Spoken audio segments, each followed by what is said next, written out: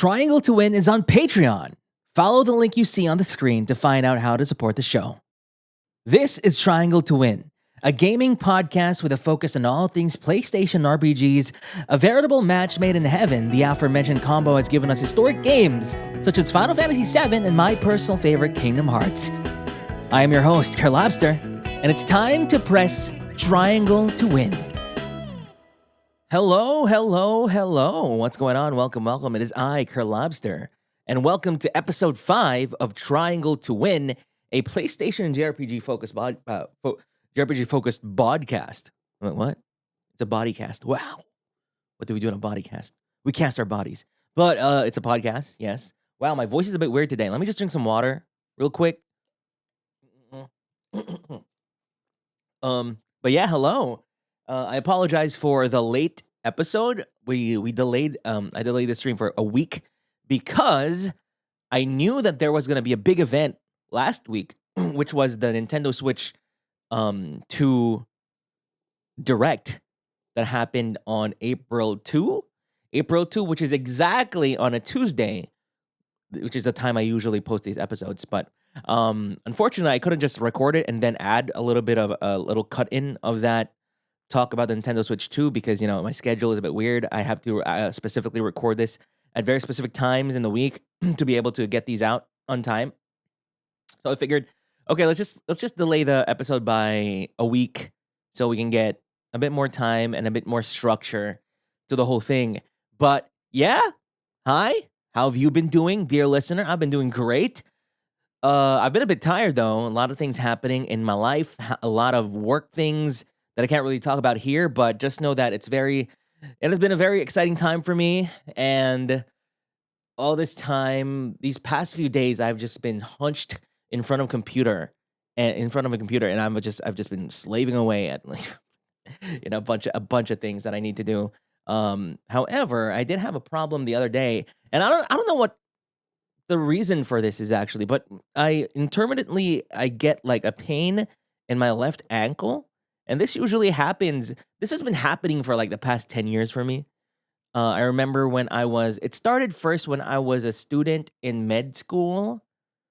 When I was a student in med school, there was just a time where I woke up and there was just an intense pain in my left ankle, right? It's always been my left ankle. And I don't even do any kind of strenuous activities. I don't do sports. I don't do any type of extreme things with my body at all. I don't, I'm a med student. I'm not really an athlete or something like that. And so one day I just woke up with a pain in my ankle and I'm like, why is it so painful? And it's so painful to the point that it's really hard to walk. Like when I walk, it's not just limping. It's I just do that every step. But I remember way back when in med school, I went to the doctor, which is, the school doctor. And he basically just gave me a really strong NSAID, anti-inflammatory. I think it was Arcoxia. Just gave me the max dose of Arcoxia. Then it just worked. And I don't know why. It just worked. And however, the worst thing about that is I can't do that all the time because, those those anti-pain medications can have a long-term detrimental effect on your liver. It's either liver or kidney, but I feel like it's liver. Yeah. Med doctor, by the way. Well, but yeah. Now, intermittently throughout my life, ever since then, I have this pain in my left ankle when I wake up, right? It's just painful. And I'm like, I wonder what the cause is. Now, I've been bouncing between gout and just radiculopathy, right? Radiculopathy is basically when, there's kind of a injury or inflammation to your nerves, right? Because of something.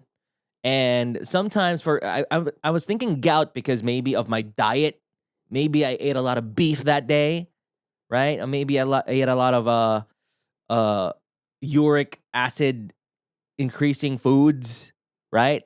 Because the thing with gout is that the uric acid builds up, is not able to be excreted by your kidneys, and so they build up in the bloodstream and they deposit themselves in your joints usually.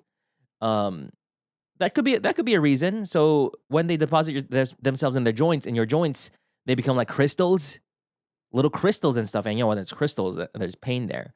Um, but then the other thing that I was thinking about is maybe radiculopathy. Now maybe there could be like an impingement of a nerve because I keep on sitting down in front of a PC, right?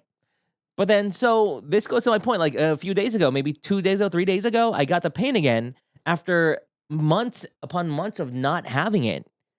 And which kind of disappointed me because why am I having this again after so long? And I was thinking, is it really gout?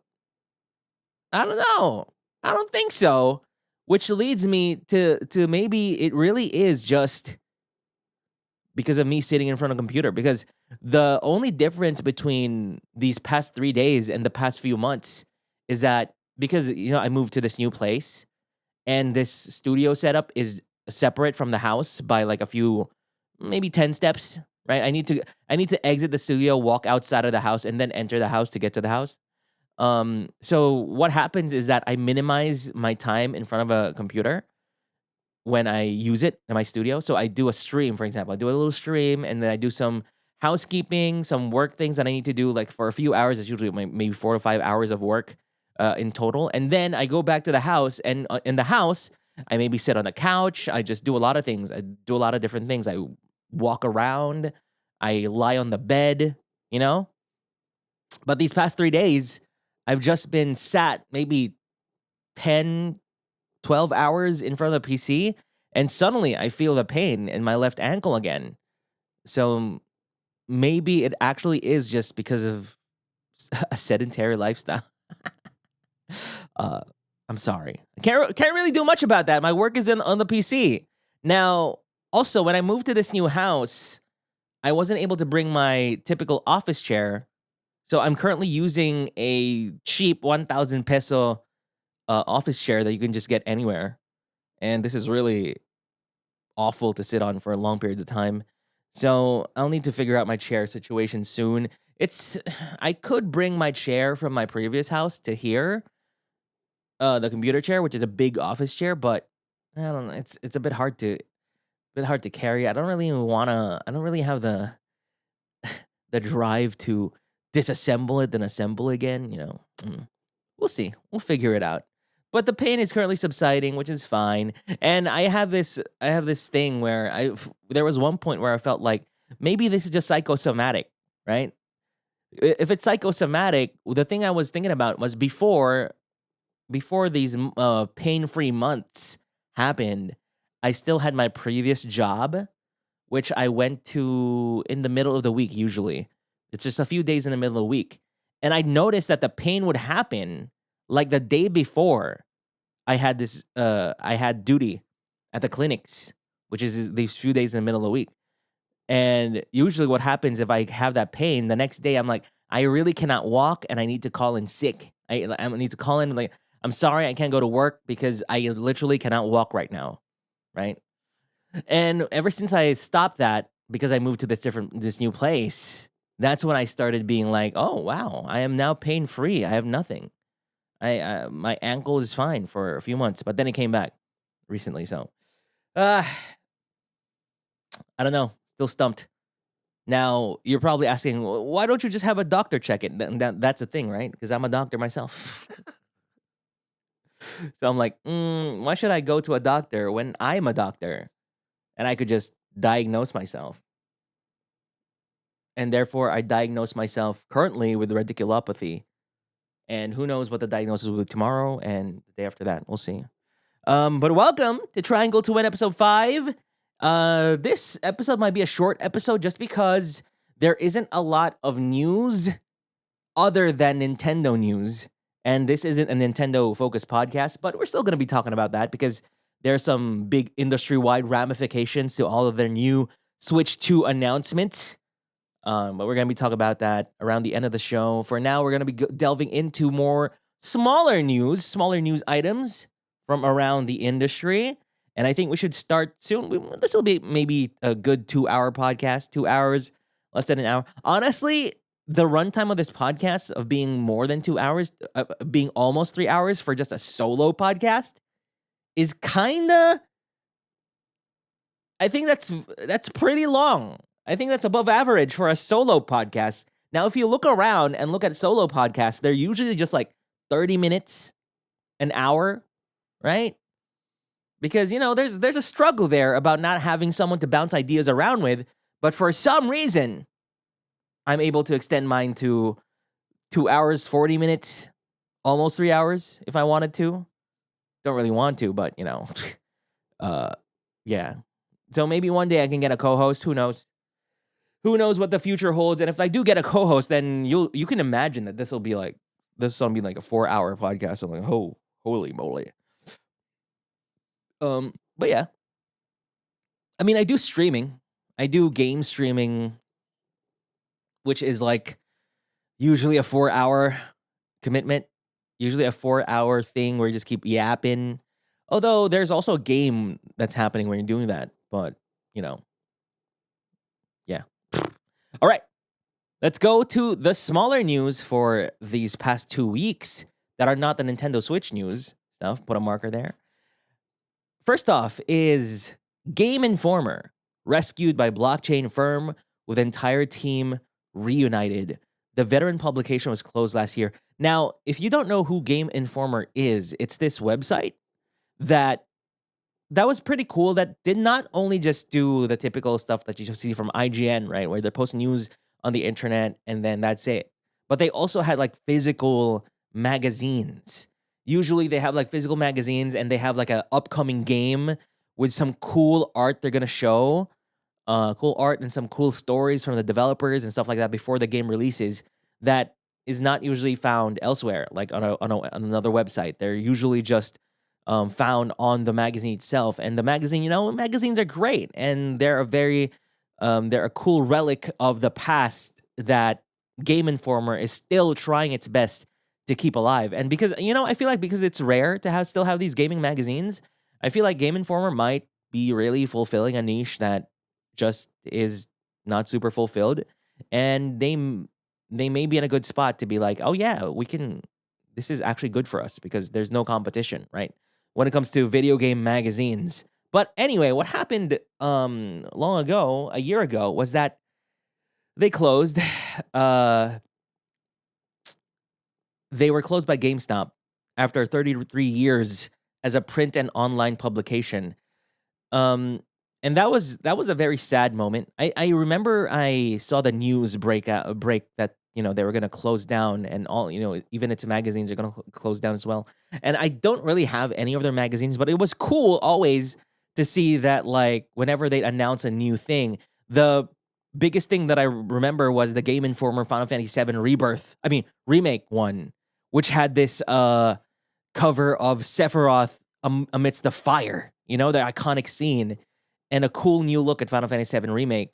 And they had that for one of their publications, and it was super, super cool. But they were closed a month ago. However, they have come back recently, and I was wondering how.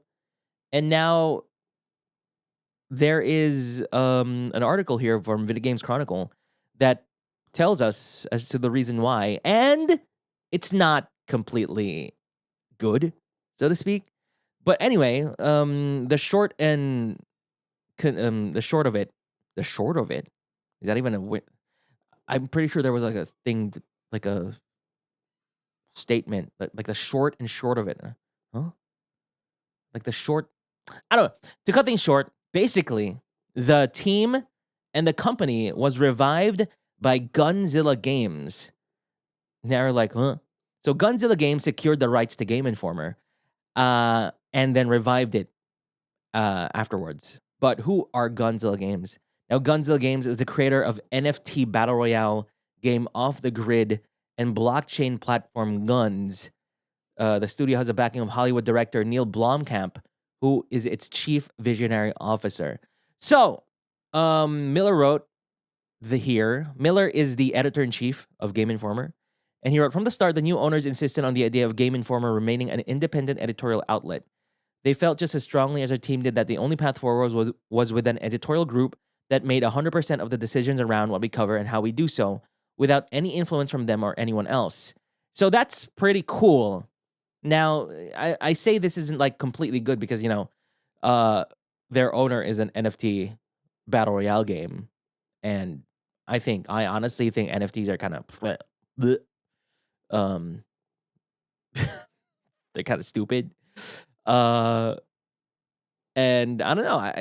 I'm gonna assume that their NFT battle royale game and their blockchain platform guns are thriving.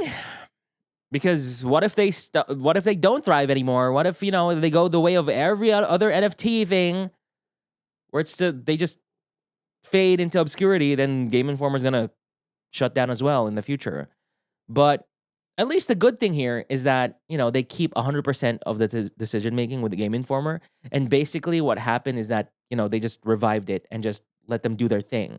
And then they take a cut of like maybe the revenue or something like that, right? So at least we know that I hope they're not going to be like, Game Informer is not going to be like, oh yeah, get this NFT. Look at this monkey with an NFT, right? So yeah, they say that Game Informer now operates under an entity called Game Informer Inc. And our intent is to continue to focus on highlighting the coolest games, celebrating the history and legacy of the gaming industry, and shining a spotlight on creators and players who are charting its future.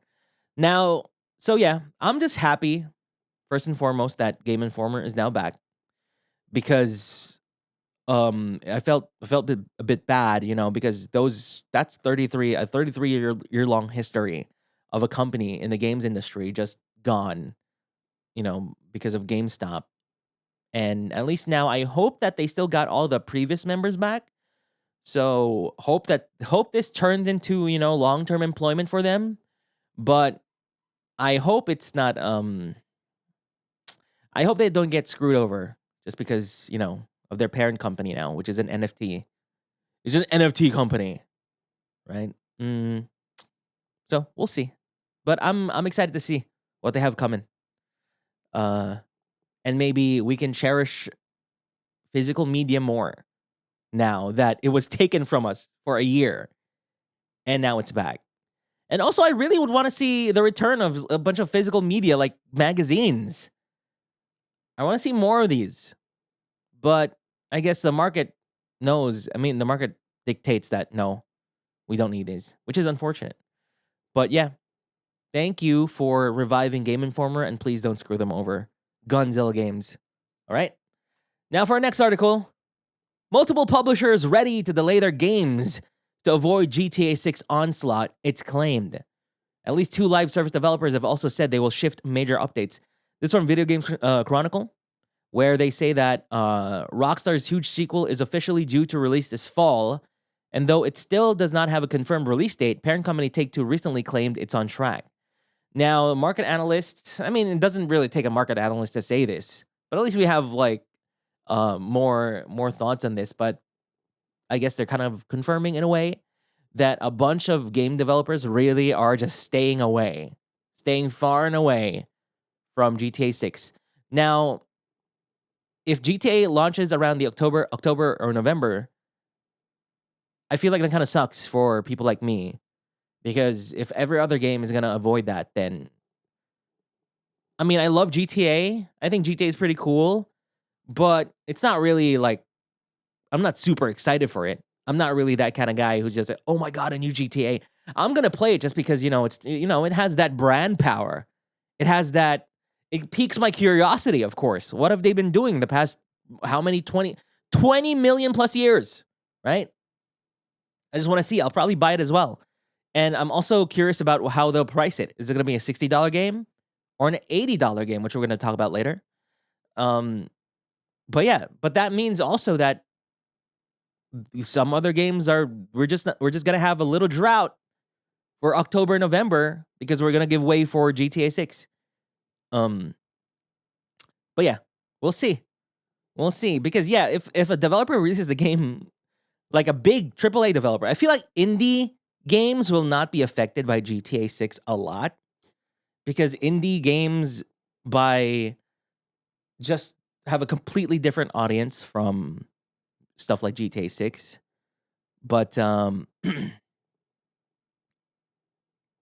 other AAA games, if they wanted to release one this year at the end of the year, then they'll probably be like, oh, now that I realize it, is this why?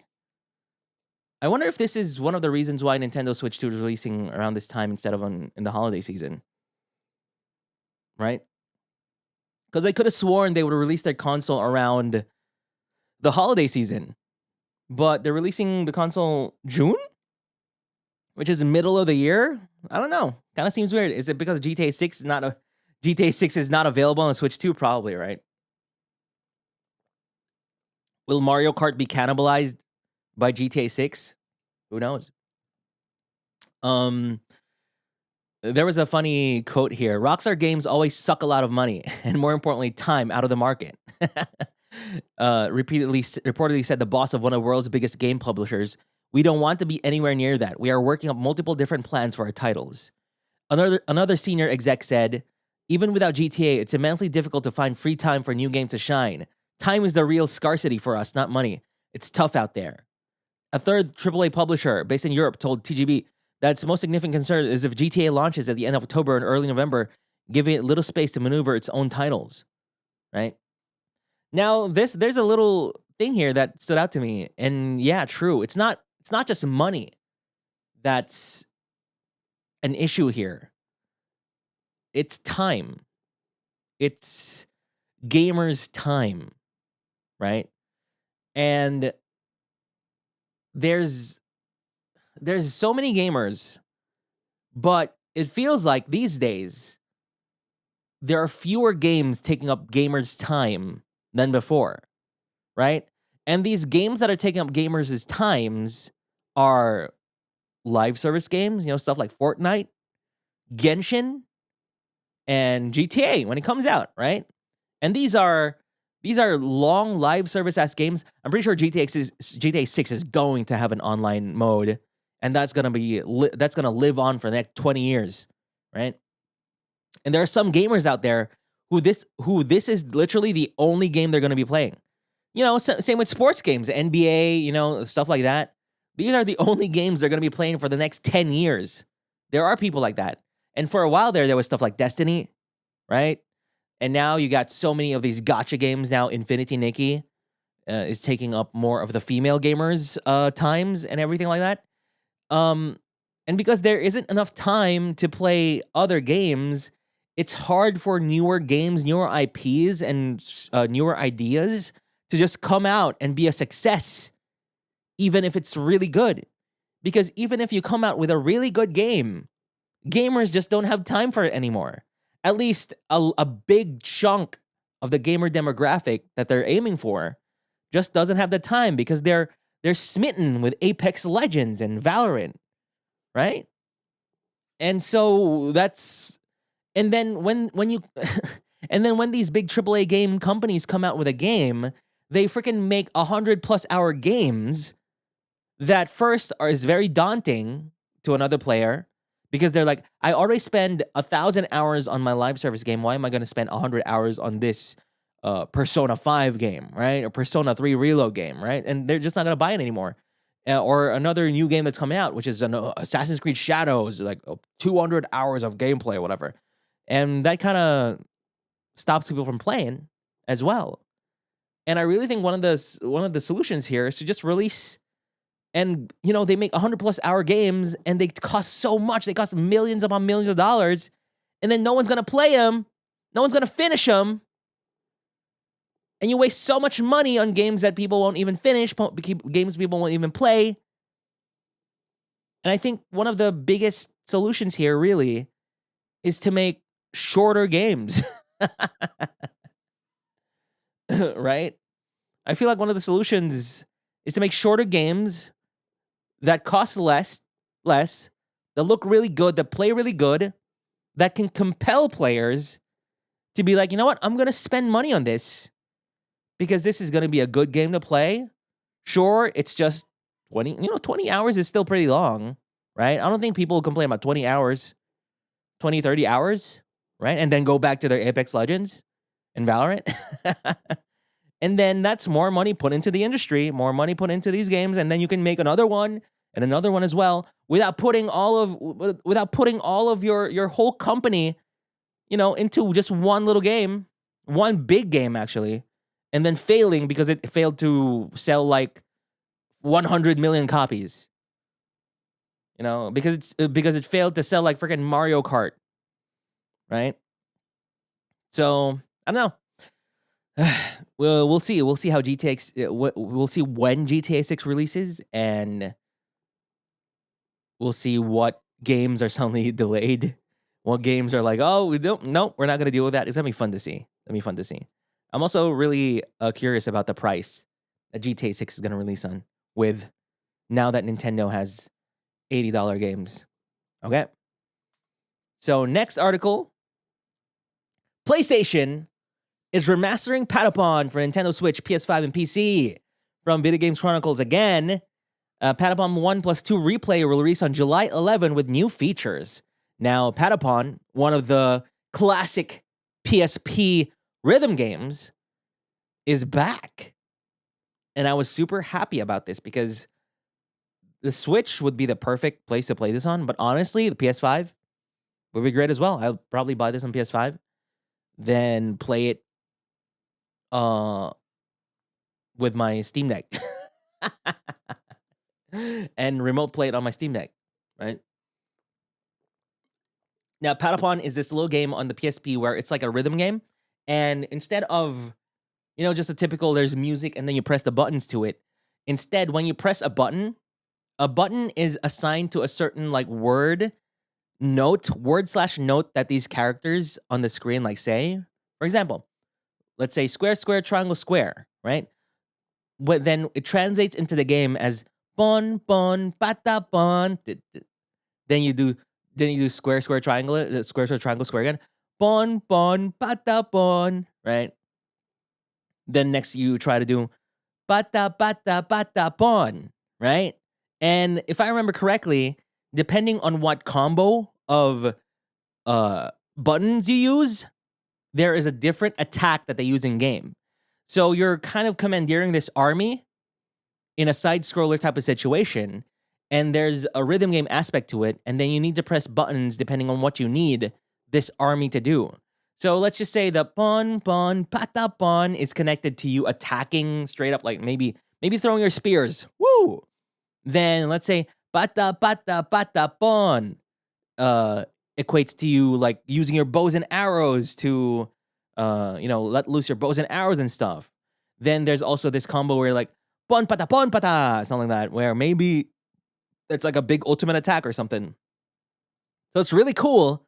It's really cool like that. And it's honestly, now that I think about it, it's one of the very first games that did something that Hi-Fi Rush is known for today, which is melding that rhythm game mechanic with actual gameplay instead of just, instead of the music being the main thing, it's still part of a gameplay mechanic, which has you actually playing a game and just timing your buttons with the music. So this was announced during Nintendo Direct. This is the Nintendo Switch 1 Direct. Replay introduces new support features such as 3 difficulty settings: normal, easy, hard, timing adjustment, and constant command display. So basically, it's more than just a typical remaster, which is just a graphics, because I mean, there really isn't too much of a graphics bump you can give this kind of art style. This art style is already like timeless, so to speak. But it's cool that it's introducing new difficulty settings and timing adjustments and constant command display that they said here. So yeah, I can't wait to play this game on my PS5. It's gonna be great. This is, I feel like, for a PlayStation gamer and PlayStation fan, this is up there, with games like Loco Roco, Parappa the Rapper, those types of games, the classics. It's right there with those games. Patapon has a really cool legacy on the PSP, one of the best games on PSP as well. So it's coming out to Switch, PS5, and PC. If you have a Switch, buy this game. It's going to be worth it. It's really cool.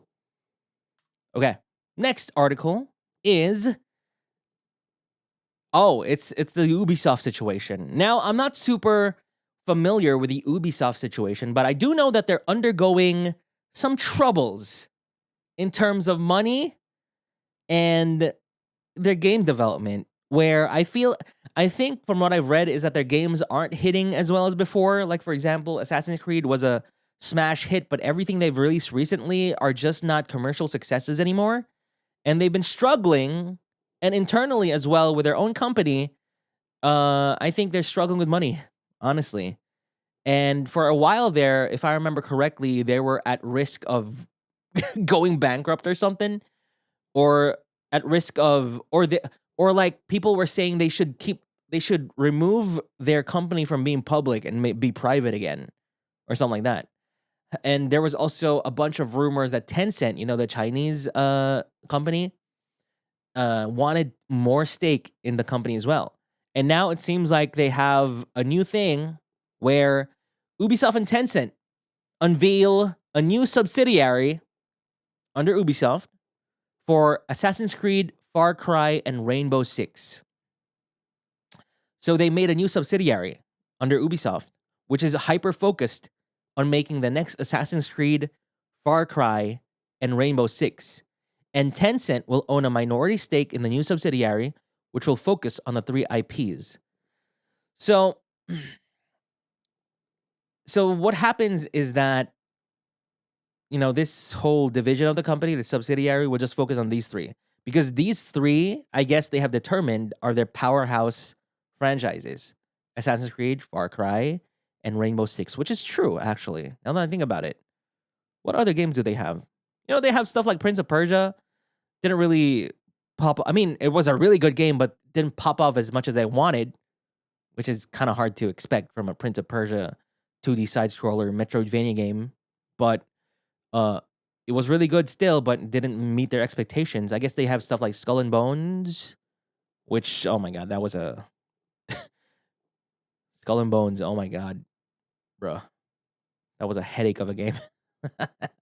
Headache of a development cycle. So yeah, Assassin's Creed, Far Cry, Rainbow Six. Ubisoft says the new subsidiary backed by Tencent investment will drive further increases in quality of narrative solo experiences, expand multiplayer offerings with increased frequency of content release, introduce free-to-play touchpoints, and integrate more social features. So you can imagine this is basically streamlining this section of the company, which is focused on these 3 IPs. Now, this is what I feel about this, is that sure, it'll be great, I guess, for these 3 franchises. They're probably going to be making a lot of these, Assassin's Creed, Far Cry, and Rainbow Six. And I think therein lies the problem here, is that this new thing is going to be focused on pumping these games out like they're commodities. We're going to get Assassin's Creed, Shadow, Assassin's Creed China, Japan, India, Philippines, SEA, Australia, every few years now. Because what this tells me is this will be a monetization content farm that is backed by Tencent. And I don't think this is going to be good in the long run for these 3 games. I think hopefully it turns out to be good, but if they're going to be putting so much like monetization, they're going to be hyper focusing on profit for these 3 games. If that's the goal here for this new subsidiary, then I think gamers will notice, and I think the games will show that as well. And we'll see. What if the next Assassin's Creed has gacha? There's a bunch of gacha and stuff. Assassin's Creed gacha game. You can roll for a favorite Ezio, rich Ezio era. I don't know. Probably not going to be like that, but there's a reason they had to streamline this. There's a reason they grouped these IPs together with Tencent backing, because they want to farm this. They want to farm these IPs as much as they can. They want to milk them as much as they can. And hopefully that doesn't translate to the quality of the games, because gamers will notice. Gamers already noticing. Gamers already like, they already have their eyebrows up whenever there's a new Assassin's Creed game that's going to release, because it hasn't been the same ever since I'd like to say Black Flag, and gamers notice.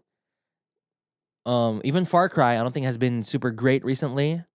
Rainbow Six, I guess there's Rainbow Six Siege, which has been doing well, but this just tells me they're gonna content farm this until it's sucked dry. And honestly, at this point, I don't even care about these games anymore. I was a big fan of Assassin's Creed. I was a big fan of Far Cry. I was so big a fan of these games. I was into the lore of Assassin's Creed so much. I was looking forward to an Assassin's Creed game whenever they came out. 1, 2, Brotherhood, Revelation, right? 3, I love 3. Black Flag, yes! But then they came out with too much, and they changed it way too much, and honestly, I'm done. I don't want to play another Assassin's Creed ever in my life again. I want them to make something new. But it seems like maybe they won't. And they can't make this subsidiary and be like, yeah, we're going to make something new. No. So, if you're a fan of these games, more power to you. Hopefully you get what you want out from this. Hopefully Ubisoft also gets what they want from this as well. Okay. Next article. Monster Hunter Wilds smashes past 10 million sold and sets new record for Capcom. It's now the 6th best-selling Capcom game ever in just what? How long has it been since release? A month? The game, which was released in February. What? February? Yeah, so over a month. Over a month. So the game has sold 10 million copies in its first month alone, which is a lot. That's a lot. Like, a lot of big AAA games don't even sell 10 million copies. But they sold 10 million.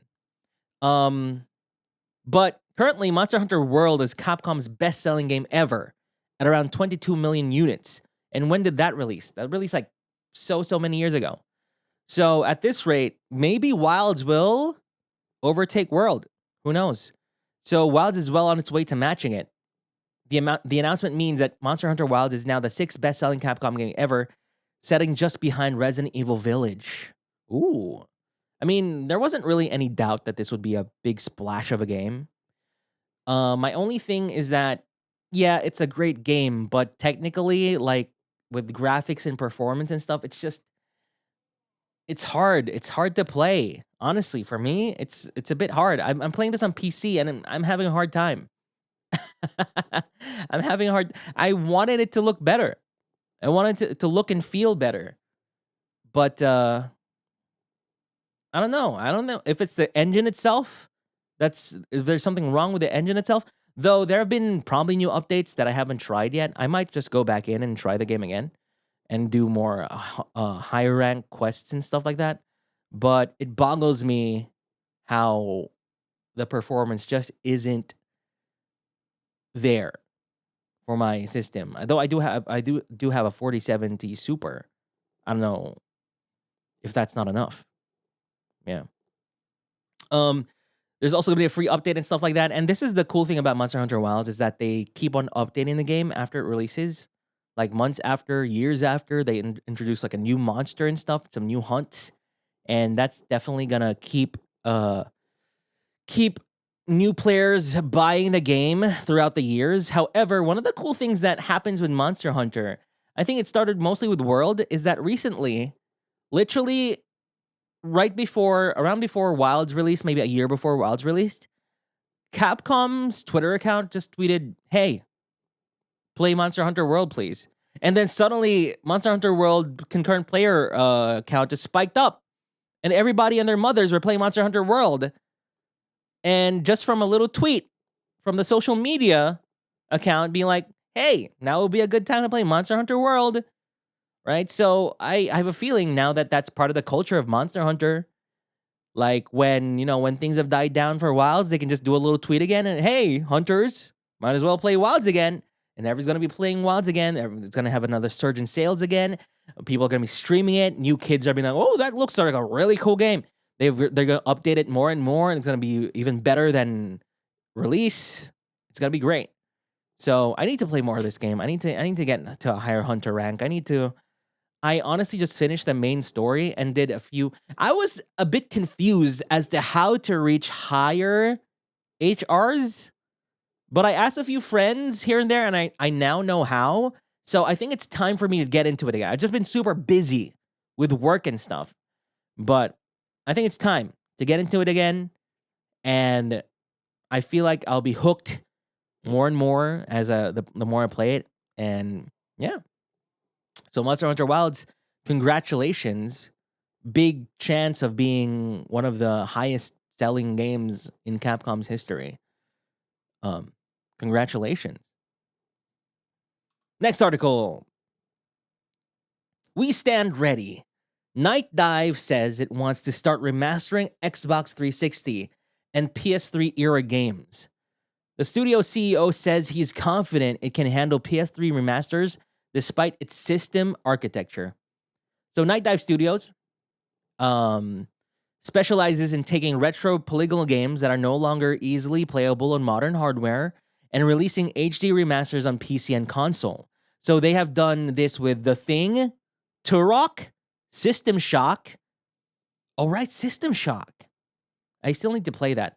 Forsaken, Doom 64, Quake, Quake 2, Shadow Man, Blade Runner, PO'd, Rise of the Triad, and Star Wars Dark Forces. For the most part, the studio focuses on games that originally had PC versions, then ports those to modern systems using its proprietary Kex engine. So now they're talking about doing this for Xbox 360 or PS3 games. And honestly, this sounds heckin' cool. I am down for PS3 remasters of games that have been forgotten. Now, I wonder though, can they remaster like PlayStation exclusive games? I'm looking at the list of the things that they've worked on, and it's mostly third-party games, right? I wonder if they'd be allowed to just remaster straight up PlayStation exclusives. Like in the article here, they have a picture of Haze. Haze is this first-person shooter that PlayStation was trying to turn into a Halo killer, but spectacularly failed, right? But here, looks like they said, to your point though, with a game like Haze, let's say hypothetically we had access to that, and that was our big title for 2028, right? We would go to the original designers and we would say, it didn't do as well as you had hoped. I'm sure you've had a lot of time to ruminate and to think about what you have done differently. I think they're talking about here that when they remaster these games, they would like to go to the original developers and ask them, what is it that you could have done with 2020 hindsight? You know, now that you're years upon years, decades removed from your baby, from your product, what exactly are the creative decisions that you think you should have done to turn it into something more special, to something that could have made more of a splash during its original release on PS3? And I think that would be pretty cool. That's why I'm super interested in their System Shock remasters, because System Shock and System Shock 2 are considered to be, the progenitors to BioShock, right? And what happened, I think, with System Shock is that System Shock, when they remastered it, they took inspiration from BioShock in the remastering of System Shock. And that creates this cool little loop wherein the thing that the game that inspired the game that came out, for example, System Shock inspired BioShock, and then the remaster of System Shock years later would be inspired by BioShock, and I think that's pretty cool, right? That'd be nice. That's a nice little thing just to think about. It's not super important, but that's one thing you can get now from these remasters, from bringing back games from the past and bringing them to the present, is that now that you have hindsight, now you can see what you could have done. Now you can see what people have done with your formula and how they improved upon it. And do you think you would have wanted to have done that for your game when it first released? And now that you have the opportunity, will you? So I wonder what would happen if they could, for example, get Haze, right? Now that Haze it's been so long since its release, I wonder what the developers thought, that, oh, they should have done this, or they didn't have resources to do this. Now we can put that. And if you release that today, would have a newer audience today, a newer, more interested, more engaged, more compelled audience than before, when it was lost in the sauce in the PS3 era. But now that I'm thinking about it, one of the things here that's very difficult to overcome for the PlayStation 3 games specifically is because the PS3 games were made on a different architecture of a system, right? The PS3 is very different from a typical PC, which the Xbox 360 was more like. And that's why a bunch of these PlayStation games that are on the PS3 have not made their transition into the present time. A lot of them have not been remastered or ported to current generation stuff because the machine that they were made for was so completely different from the machines that we have now. And that's one of the things that PlayStation learned, is that when they made the PS4, they were like, let's not do what we did the PS3. Let's do a machine that has more modern sensibilities, has more mass compatibility. And because of that, they were more successful. More developers were able to develop games for it. It was easier to develop games for it. And now their games on the PS4, for example, can now be easily ported to the PS5. Where the PS3, when the PS3 first released, developers were like, God damn, it's so hard to make a game for this console. How? We need to relearn a lot of things. We need to learn things from scratch, right? And then when the PS4 released, they were like, God damn it, what? Now they use a different architecture for PS4. Now it's going to be, how do we convert our PS3 game to the PS4 architecture? That's so difficult. Let's just not do it anymore. That's why there's a lot of games that are stuck on PS3. Now, if Night Dive could take some of these games and just bring it to the present, they say that they can do it here. Sure. I'm in it. I'm into it. Now I love that they're doing this, that they're thinking of doing this, but the problem here is I know that the games that I want on modern systems aren't going to be, they're not going to remaster the games that I actually really want. You know the games I really want on modern systems that are on the PS3? Drakengard 3. Art and Elico. You know? Cross Code or something. I forgot what the title was.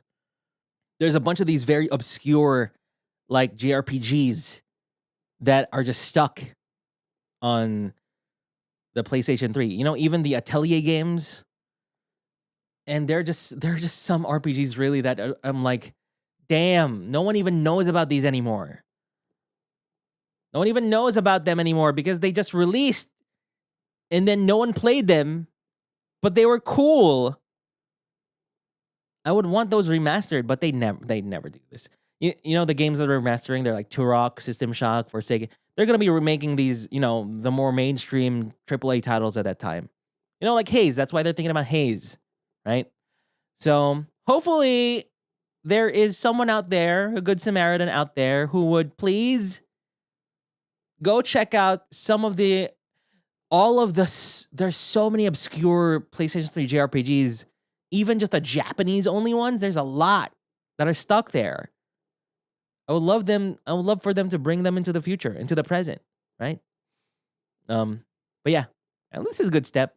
You know, who knows? Maybe if they do this, you know, there'll be more interest in getting more PlayStation 3 games off the platform and into the present. That'd be cool. All right. So next article is, finally we got some news about this. Bungie You know, Bungie, that friggin' one of the most expensive PlayStation acquisitions of all time, and one of the biggest flops they've had in terms of mergers and acquisitions. Bungie, the creators of Destiny, right? Will show off the first marathon gameplay this week. So we do know that Bungie is currently under some turmoil with its executive division, and it's currently undergoing restructuring. And PlayStation has been poaching talent from Bungie and creating their own little PlayStation studios from the talent that they poached, right? And PlayStation executives are pretty much running the show over at Bungie, which kind of defeats the purpose of them acquiring Bungie for their specific expertise if PlayStation is going to end up controlling them anyway because of a bunch of executive incompetence, right? But yeah, so after Destiny 2, Bungie's main project is Marathon. Now, Marathon is a game that they made from long ago, I believe. Like, Marathon isn't a new IP. It's their IP, but it's from long... I think they released the Marathon long ago. Now they're bringing it back. They're making a new Marathon. And I think this is going to be an extraction shooter. Because if you think about it, the extraction shooter genre is currently not... It's not mainstream yet, right? It's not mainstream in the way that Battle Royale became mainstream. It's not mainstream in the way like Valorant is mainstream, or hero shooters are mainstream. So in terms of the shooter space, extraction shooters have not had their moment yet. Even if you say things like, you know, there's Escape from Tarkov, right? I think that's the most popular one, but you can't really say it's like Valorant level popular, like Overwatch level popular, or now Marvel Rivals, right? So in essence, extraction shooters haven't had their time yet. And Marathon is PlayStation and Bungie's baby when it comes to dominating dominating the extraction shooter field and bringing it into the mainstream. Now, because if they're here at the very beginnings, you know, if they could just get this market and it turns out to be a cool market that is currently untapped, then they could gain, you know, kind of a monopoly in a way in the extraction shooter genre, and they can make their money there. However, there is no precedent that this will pan out for them. Maybe there is a reason why extraction shooters are still kind of niche in a way. Maybe there just isn't any interest in it at all. But who knows, right? Maybe Marathon is the game to start that. So over at Video Games Chronicle again, Bungie will show off the first Marathon gameplay this week. Bungie's finally revealing gameplay from its next shooter.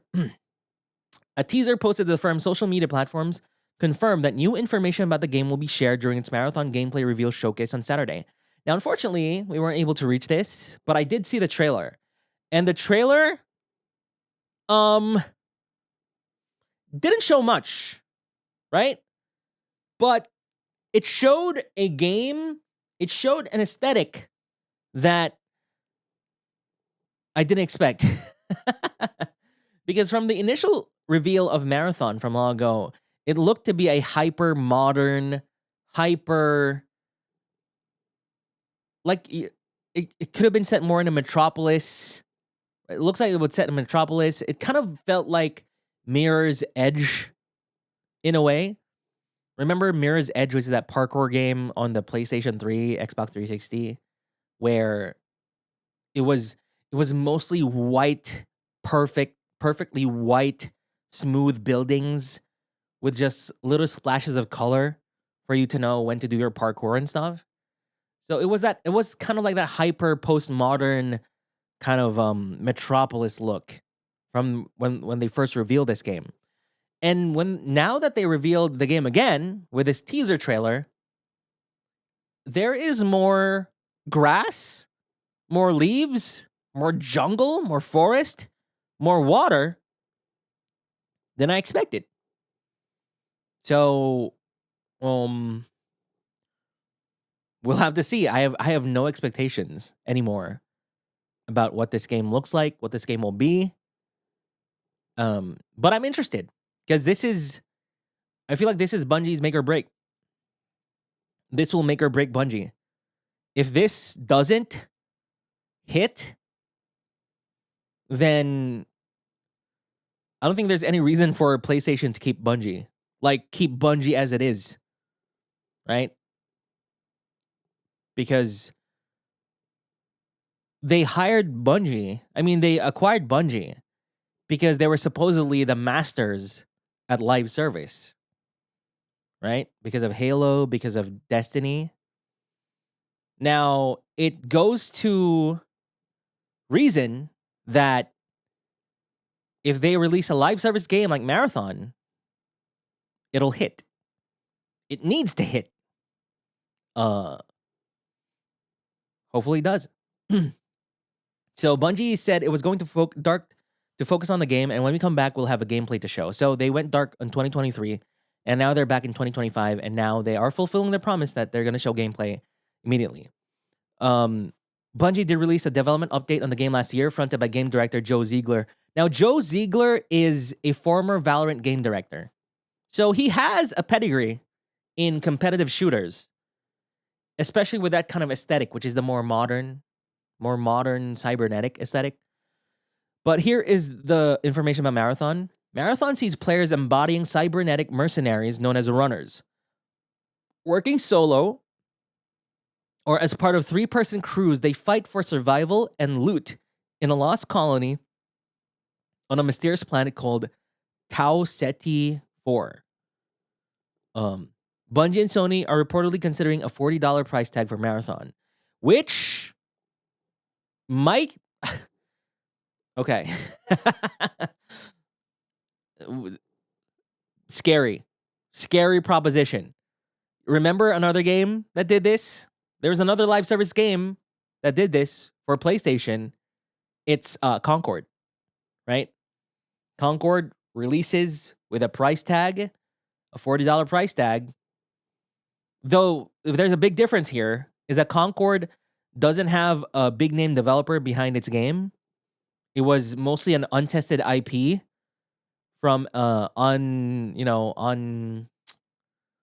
not a known developer, even if it was PlayStation Studios. And they charge you $40. So that was already a big barrier of entry to a live service game, which is gonna have, more monetization in the future, more ways for you to pay and spend money on it. So this is gonna be a thing. Hopefully they did their research. Hopefully they know what they're doing if they're gonna be charging people $40 to get into this live service game that they're gonna be supporting. Hopefully, maybe for years in the future, and trying to milk more money from you with some cosmetics or whatever that they're gonna, more DLC expansions and stuff like that. I feel like a good move would be to give it for free, but here is one of Bungie's biggest challenges. And we saw this with Destiny as well, is that Destiny was very expensive to make. Destiny, if you look at Destiny is a very expensive game to make. And that's why even if they made a lot of money on it being live service, so much of that money was is still being put back into AAA game development on Destiny. So it's hard. I feel like in that case, it's hard to maximize your profit if the product that you're running is so AAA and so good that requires so much money to begin with to make work. Now for Marathon here, it's probably going to be the same as Destiny in terms of quality, where it's going to be like a big AAA game, going to cost like hundreds of millions of dollars to make, that it's really impossible to just release this for free. And that's one of the biggest challenges here, because other games, other live service games, Marvel Rivals, is free. Genshin Impact is free. But then you look at these games, sure, they look good, but they aren't like Last of Us good looking, right? they aren't like Destiny good looking, you know? And that's one of the things that's hard with Bungie is that they have a big AAA looking expensive ass game for a live service model that would have been better if they released it for free. But if they release it for free, then they wouldn't make money on the initial like outset and just hope that people buy cosmetics, people buy whatever battle passes they have, expansion packs, that they kind of have to charge something from the outset. Unless they're willing to take the hit, unless they're willing to take the hit of like giving this AAA $100 million game out for free, then hoping people pay for, their live service isms, right? So yeah, tough situation to be in. Also, Bungie isn't exactly the same as they were before. They have a bunch of controversies around them. They're also fighting against the PR nightmare that Concord left, right? Every live service game that PlayStation's gonna release from now on is gonna be looked through the lens of Concord, of what happened to Concord. So PlayStation is gonna announce a live service game, and people are gonna clown on them, be like, "Is this gonna be another Concord?" Right? Oh my God, it's a PlayStation Studios live service game. This is gonna be like Concord. Better wait and see before you buy, right? And they're gonna tell their friends, no, that's a live service game released by PlayStation. Don't buy it because they're just gonna fail and just release, just remove it from sale 2 weeks later, right? Unfortunately, there's a big chunk of people out there who don't even know Bungie anymore. All they'll see is PlayStation, and they'll be like, "Hey, remember that game from before the PlayStation released?" Or they're gonna see PlayStation, they're gonna be like, "Hey, PlayStation doesn't make multiplayer games. What?" Bungie has a lot to fight against. It's an uphill battle for Bungie for this next one. So, yep. Also, for Bungie fans, right? They've been so lost in the sauce in Destiny. And when they release Marathon, they're gonna be like, "Wait, this doesn't look like Destiny. Should I invest in this? I don't know, man." Right? So yeah, we'll see what Marathon looks like. I'm actually pretty very interested. I'll probably play it too. I played Concord. I enjoyed it. I'll probably play this too, just to see. Okay. Next article, and our last article for the non-Nintendo Switch stuff is A24's Death Stranding movie will be helmed by A Quiet Place Day One director. A film adaptation of the Hideo Kojima game was announced last year. So I've been lost in the sauce in Death Stranding recently. I have been playing the game. I have 20 hours in. It's so good. And I'm super happy that we're getting a Death Stranding movie. And apparently it's going to be made by A Quiet Place Day One director Michael Sarnowski. Now, I haven't watched the movie, but it's being helmed by A24. They're co-producing the film with A24 and Kojima Productions. And Kojima is also directly involved in this. How involved, we're not sure at the moment.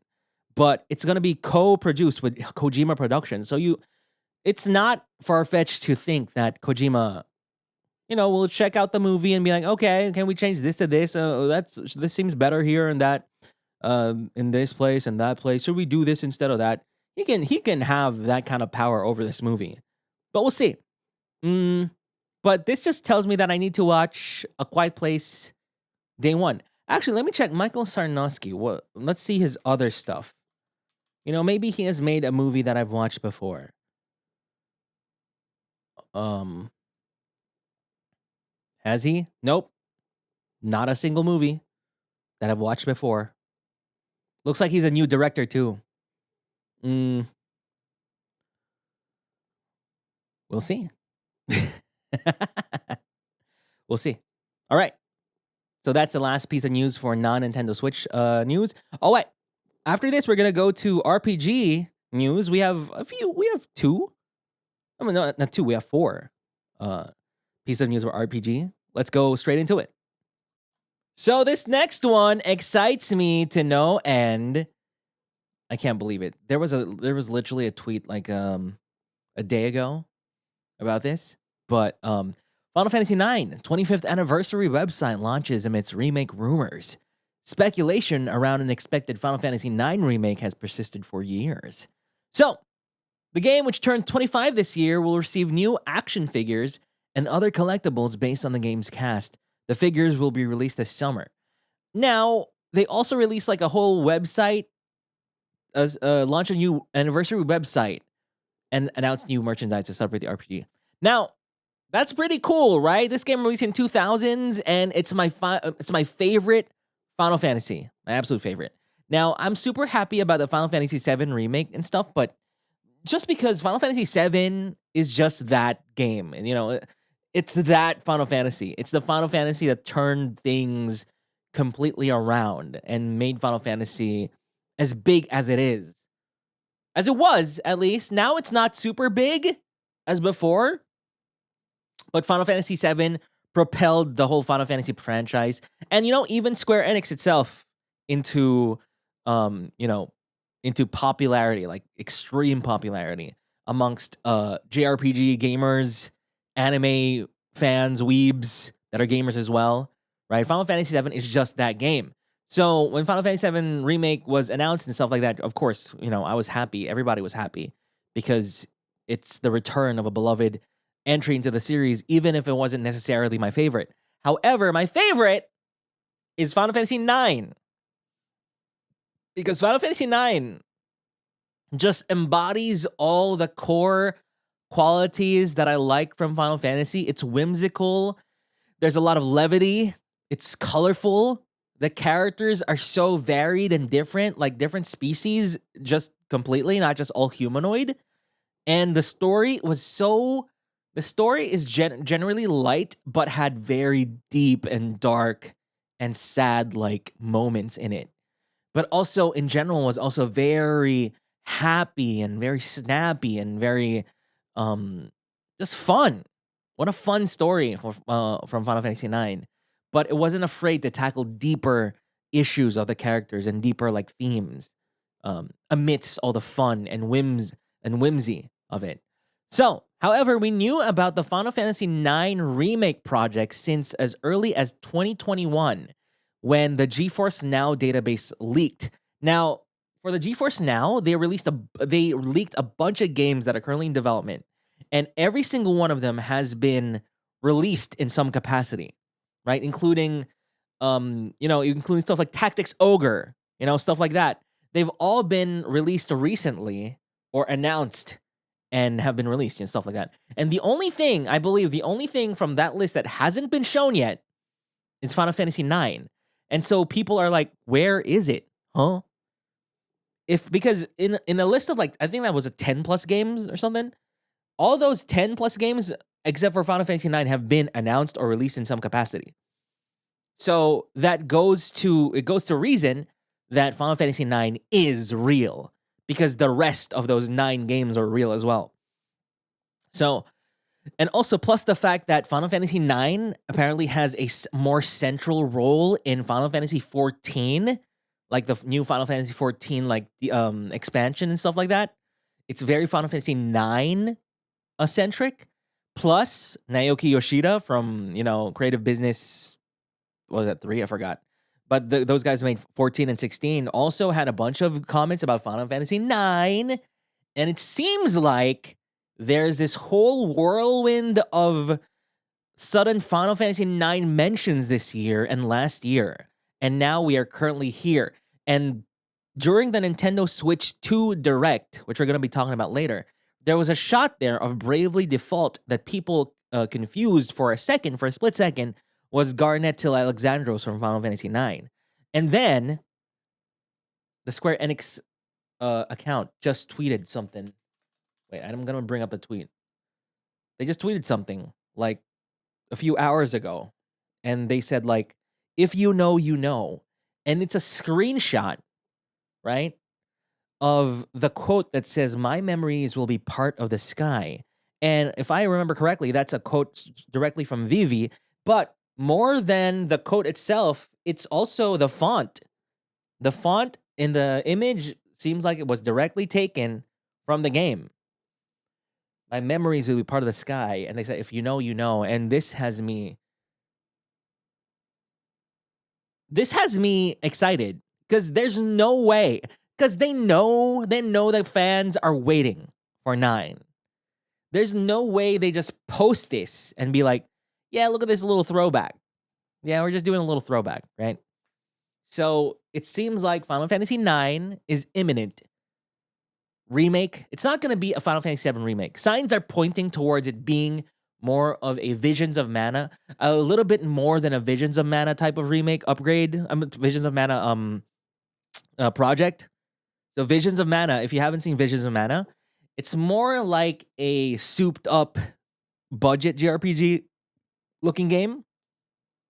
And if Final Fantasy IX looks better than that, just a little, or even if it looks exactly like that, then I'd be completely happy. That's within my expectations, or maybe even more of what I expected a Final Fantasy IX remake would be. And honestly, that's the way they should do things, right? They should stop with the big ass remakes, with the big 3-part remakes like in Final Fantasy VII. To be honest, out of all the Final Fantasies, Final Fantasy VII deserved that kind of treatment. It deserved that kind of it deserved to be venerated like that, where it was given a whole high definition 3-part remake project that completely overhauls the gameplay and turns it into an action RPG and added more story beats, more characterization, more moments, and more story, basically, more characters. It deserved that because it's just that Final Fantasy. It's that game. It is him, right? Final Fantasy IX was good, but it was never him. It was never that Final Fantasy that gave the most prestige to Square Enix and Squaresoft way back when. It was always Final Fantasy X. And if I was to think of Final Fantasy VII, if I was to think of another game that maybe gave that same prestige to Final Fantasy, it could be 10. Because when the leap from PS1 to PS2 came on, Final Fantasy X was just a striking big leap in graphical fidelity that was like, holy crap. Aside from Final Fantasy X, I'd say I think that's it. Now, people may argue that, 6 is the best Final Fantasy. 4 is the best, stuff like that. But it really isn't about the best. 7 isn't the best. But it had the most cultural impact out of every Final Fantasy. And the only other game I see that could have could hold a candle to 7's cultural gaming impact could be 10. Because that's when we move from these PlayStation 1 graphics to suddenly being more mature and more humanoid and more high definition, so to speak, with 10. Is it really just about graphics? Sometimes it could just really just be about graphics. But the other one could be, no, I can't really say 6, right? I can't really say 6 because 6 is a relic of that age of Final Fantasies. The first generation of Final Fantasies, from Final Fantasy 1 to Final Fantasy 6, which is in this pixel art style, right? And that's why 7 in itself was also very striking because we went from pixels, from just little pixel art to 3D graphics. And that's why the cultural impact was insane. Plus the fact that it's a great game. It had a great visual aesthetic, visual style that was super unique from all the past Final Fantasies. Yeah. And so in the same way, 10 also kind of fulfilled that role where it was a big leap from 9 to 10.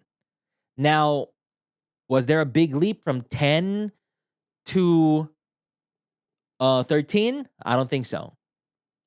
Surely the 13 looked way better than 10, but they're still in the same ballpark of them being, full body, mature character models as compared to the leap from 9 to 10 and 6 to 7.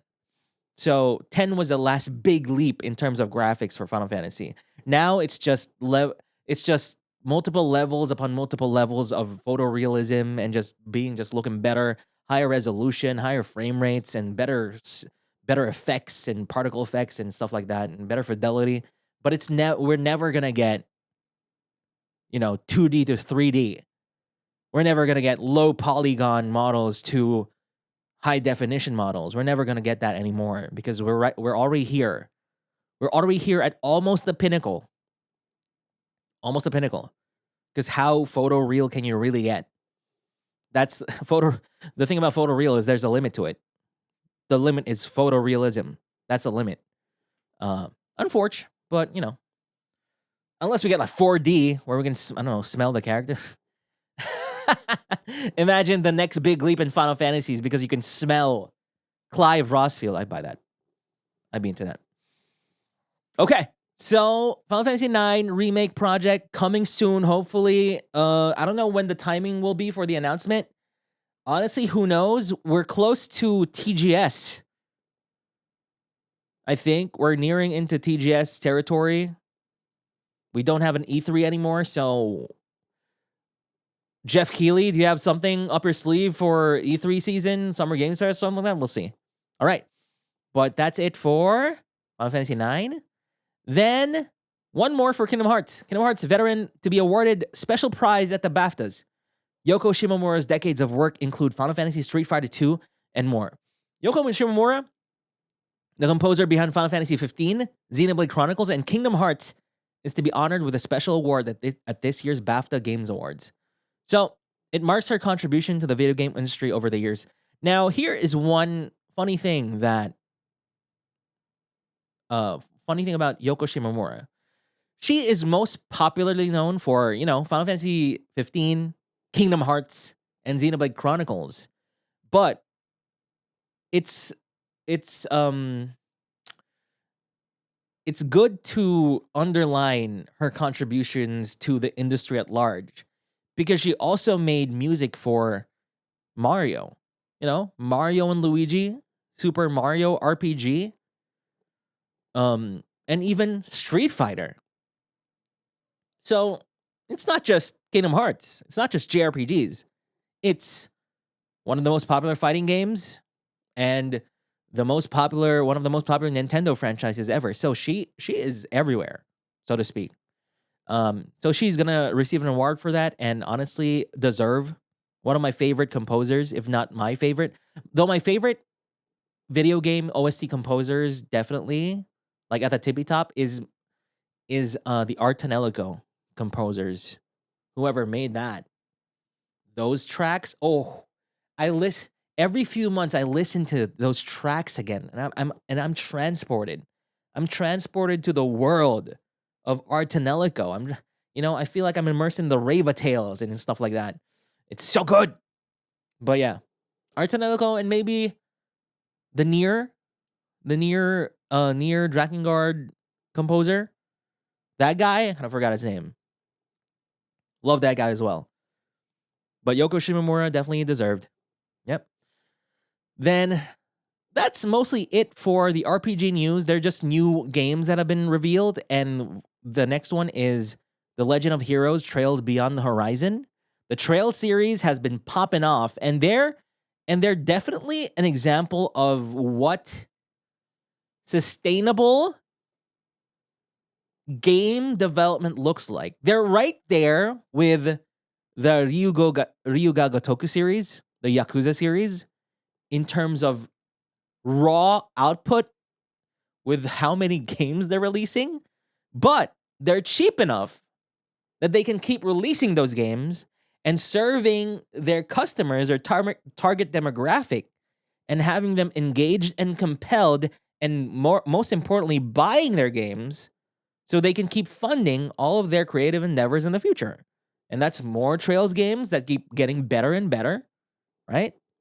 And that turns into long-term employment for their developers, and they can keep being in this business for as long as they can, doing the thing that they love. And that's great, right? This is what we need more in the industry. And it's cool, it's the same way with artists and art and music, right? we all have dreams of making something that'll achieve virality. That'll be like, oh, yes, this thing is going to be the most played music track on the Billboard Top 100 or whatever. Or make a game that's like The Last of Us that's going to be known far and wide by everybody in the industry. We dream of that, to some extent in whatever industry that we're in. But we also need to not forget that a lot of work, a lot of good work goes into projects that don't even become viral, right? A lot of livelihoods are made and are sustained with projects that don't get 100 million views on YouTube, that don't get, international recognition, but there's still good money nonetheless. And they sustain livelihoods, they sustain families and stuff like that. And they serve, the demographic and audience that they target, right? So not everything has to be, not everything has to be GTA.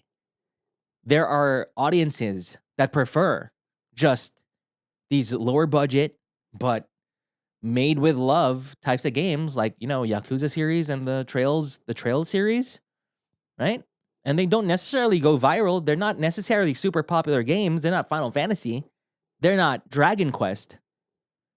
But there are people out there that will enjoy your work, even if it doesn't go viral. That will enjoy your art, your music, even if it isn't super popular. As long as it's sustainable and you enjoy doing it, and there are people who like it, there are people who respond to it, that's already worth it in and of itself. So that's great that they're releasing this and they're continuing to make this Trails series. I can't wait to find time to just go in there, just get in there and experience everything for myself. At this point, they're like 50 million Trails games. That's going to be so good. Like, imagine the day that you retire from your work. You have all the free time in the world and you pick up Trails in the Sky, right? Legend of Hero Trails in the Sky. And then you start your adventure and you have nothing else pulling you back. No work, no boss, no responsibilities. All you need to do is just play this game every day in, day out. And when you're done, play Trails in the Sky 2 or something, whatever the next one is. Then play this and play that and go through just methodically, slowly but surely going through all these 50,000 ass games. I can't wait. I can't wait to just retire and have time for every game on the planet. you know, this would be great.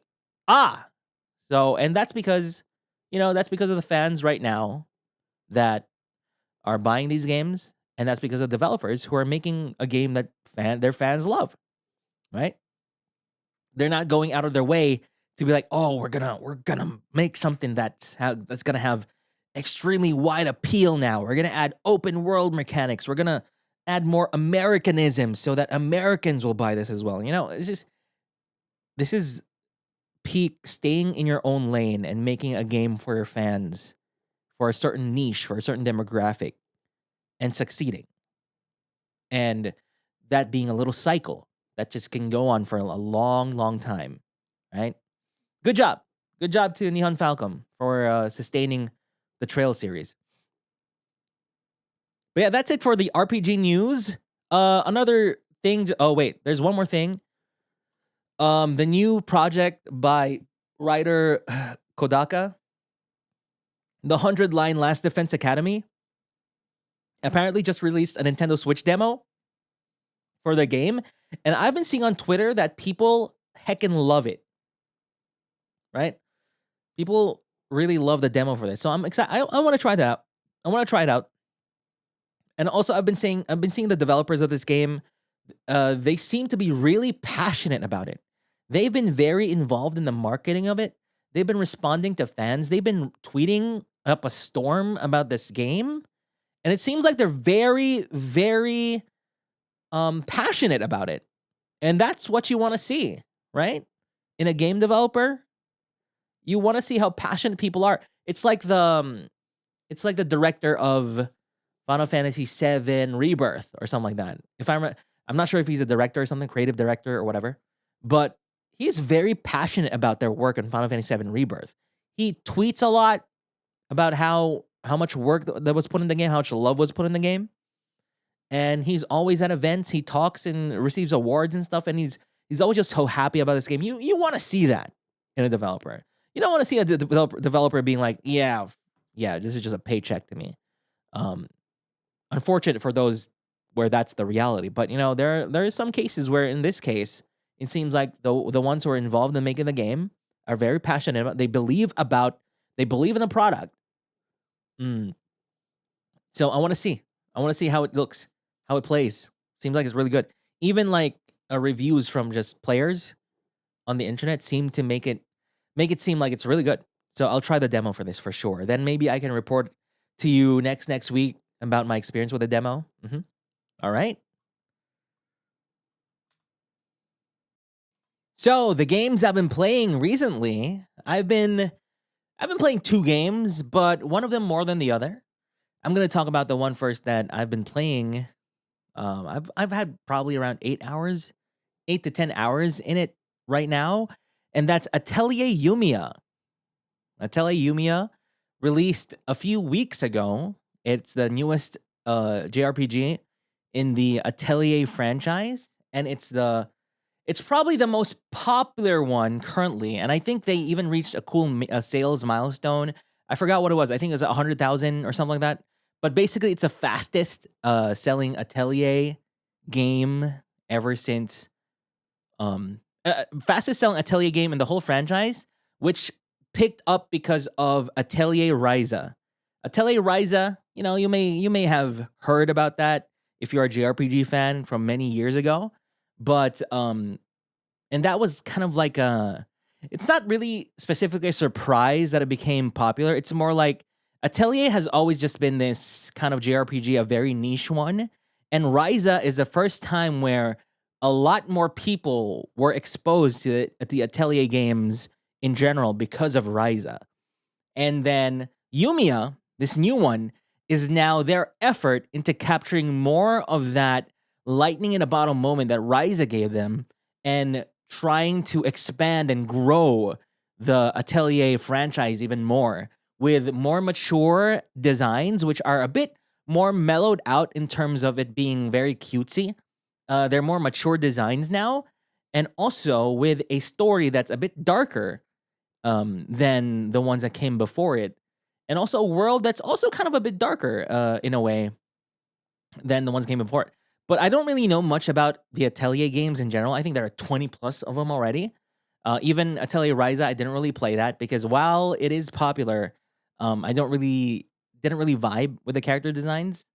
But I do vibe with the character designs for this new one because the main character really looks like Tifa, really reminds me of Tifa with both the color scheme as well as, she has a black hair. She has the red boots. She has the kind of black and white outfit. And then she's also very athletic. She does a bunch of high kicks, somersaults, and stuff like that. She's very Tifa coded, with a bit more cutesy and a bit more magic, crafting and magic infused in there. And the surrounding cast as well is also very interesting. Honestly, the surrounding cast all look very mature, and look more mature than than what I expect from an Atelier game, right? But Atelier games have always looked beautiful, have always had beautiful character designs and beautiful world designs and art. But this one is the first one that really resonated with me and really just caught me hook, line, and sinker. But more than the character designs and everything, I think the story is also pretty interesting from what I've played so far. And the story isn't that in-depth right now. I'm just 10 hours in. But I do like the premise. And the premise is basically that you are exploring this island that was destroyed because of alchemy. And you yourself are an alchemist. An alchemist, because of that incident that destroyed this island, alchemy is now a forbidden technique, a forbidden practice. But they recruited you, an alchemist, because, sometimes it takes one to know one, right? So they were the people that are in charge of exploring this island, this new frontier, thought that hiring an alchemist might work in uncovering the secrets of this land that was destroyed by alchemy. Now, in essence, what they're saying is they've been exploring this place for many years, but haven't really gotten any sort of progress. And now that they brought you in as an alchemist, who they, by the way, look down upon, look disgustingly upon, because you are the reason why this place is destroyed. Why, and also alchemy is now outlawed. It is only when you arrive that they're able to gain more ground in the investigation of this island. So in many ways, it reminds me, it has shades of a lot of different media that I know and love. And one example of that is Attack on Titan, right? Not exactly in the aesthetic and the vibe, but it's more of this feeling that if you watch Attack on Titan before, there's this notion that the scouting regiment and haven't really had any kind of sort of breakthrough in finding out the weakness of these titans, or in finding out how to defeat these titans, until Eren Yeager came along and he himself transformed into a titan, right? So it has the same shades of that, where this land, which has been destroyed by alchemy, they couldn't really gain any ground in discovering why and what happened, because they needed someone who was an alchemist herself, and that is Yumiya, the main character. And then this game also has shades of Xenoblade. I can't even tell you how Xenoblade this game is. There even was a tweet out there that this game released alongside Xenoblade Chronicles X on the Switch, by the way. And then people were like, I can't believe we got 2 Xenoblade Chronicles games in 1 month. Because I cannot underscore how Xenoblade this feels, both in the aesthetic of the world and what you're doing. Because in Xenoblade Chronicles X, right, you're basically in a, what do you call this? You're basically exploring a planet. You're like settlers into this new place, and you kind of need to go out into the wilds, into the world, and learn more about it and gain more ground, capture like different hexagons and make it yours, and acquire it for yourself. And then, yeah, basically from this hub world, you're trying to go out and claim the land for yourself, and learning as much of the land as you can. Now, this is the same thing in Yumiya, in Atelier Yumiya, where you're exploring this island, not just exploring, but you're trying to understand what this island is all about, what happened to this island. It's a new frontier in the same way there's a new frontier in Xenoblade Chronicles X. So you're exploring, and there's like even a meter where you get like 10% understanding of this place. You claim this 10% of the place, 20% until 100%. Then you can develop like you can get different crafting recipes and stuff like that. When you learn more about the area, and you learn more about its materials and what you can find there and its monsters, and then you can, and I assume that whatever hub world you're in would become improved. The crafting, the items you can get become better. The weapons you can get become better as well, as you understand this world around you. So it's basically that. It's basically a Xenoblade game, but cuter, and also with a big emphasis on crafting. Now, I was really curious about Atelier Games' crafting system, because crafting is its claim to fame. Crafting is its main mechanic.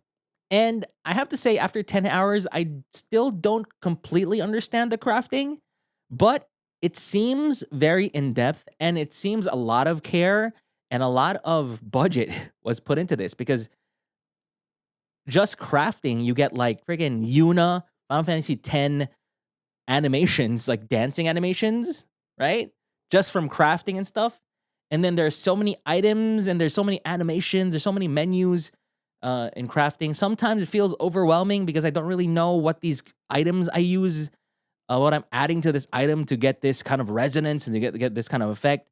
I'm still trying to wrap my head around it. But because the crafting is so in-depth, a lot of people say during one of my streams is that you can create so many almost game-breaking items that, for example, you can create like bombs that'll be so strong against enemies that you're basically one-shotting enemies and stuff like that, depending on how much you invest yourself in the crafting.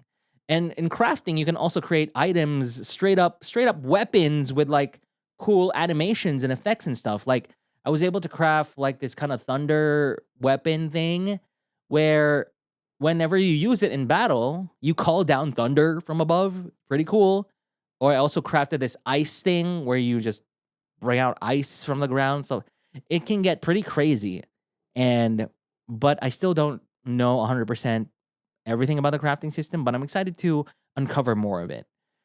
But another thing I want to underline here is the combat system. I was surprised about this because Atelier Yumiya, I think, traditionally was a turn-based JRPG, but now they have a more real-time action kind of thing. So it's instant real-time action in the same way Tales games are, but it's not free roam in the instance like a Tales game is. It's more, there's an enemy in the middle, and you're locked onto that enemy, and you're basically circling around the enemy. So you can move your character freely, but you're always locked on and circling around. So you're always targeting the enemy. And then you have different abilities connected to your face buttons, which you use. You can use them. Some have cooldowns. Some you can just use in succession with each other. And all of them have different effects on the enemy that you can equip. That you can mix and match your abilities that you're gonna put on the face buttons.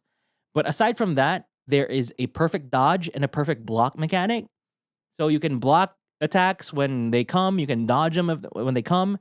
If you dodge at the perfect time, you get like a little boost in damage or something like that. And then there's also an inside-outside mechanic. So you can move inside, which is within melee range of the enemy, and then attack them melee, or you can move outside to attack them from afar. And now the enemies also have a bunch of AoE effects that they can do. Some of them are in a straight line, some of them are circles on the map, some of them are circles all around them. It's a very Final Fantasy XIV-like in that way. So for example, if an enemy is about to do a cleave, that's a big 360-degree cleave in the area in front of them. So if you're in melee range, you need to go back to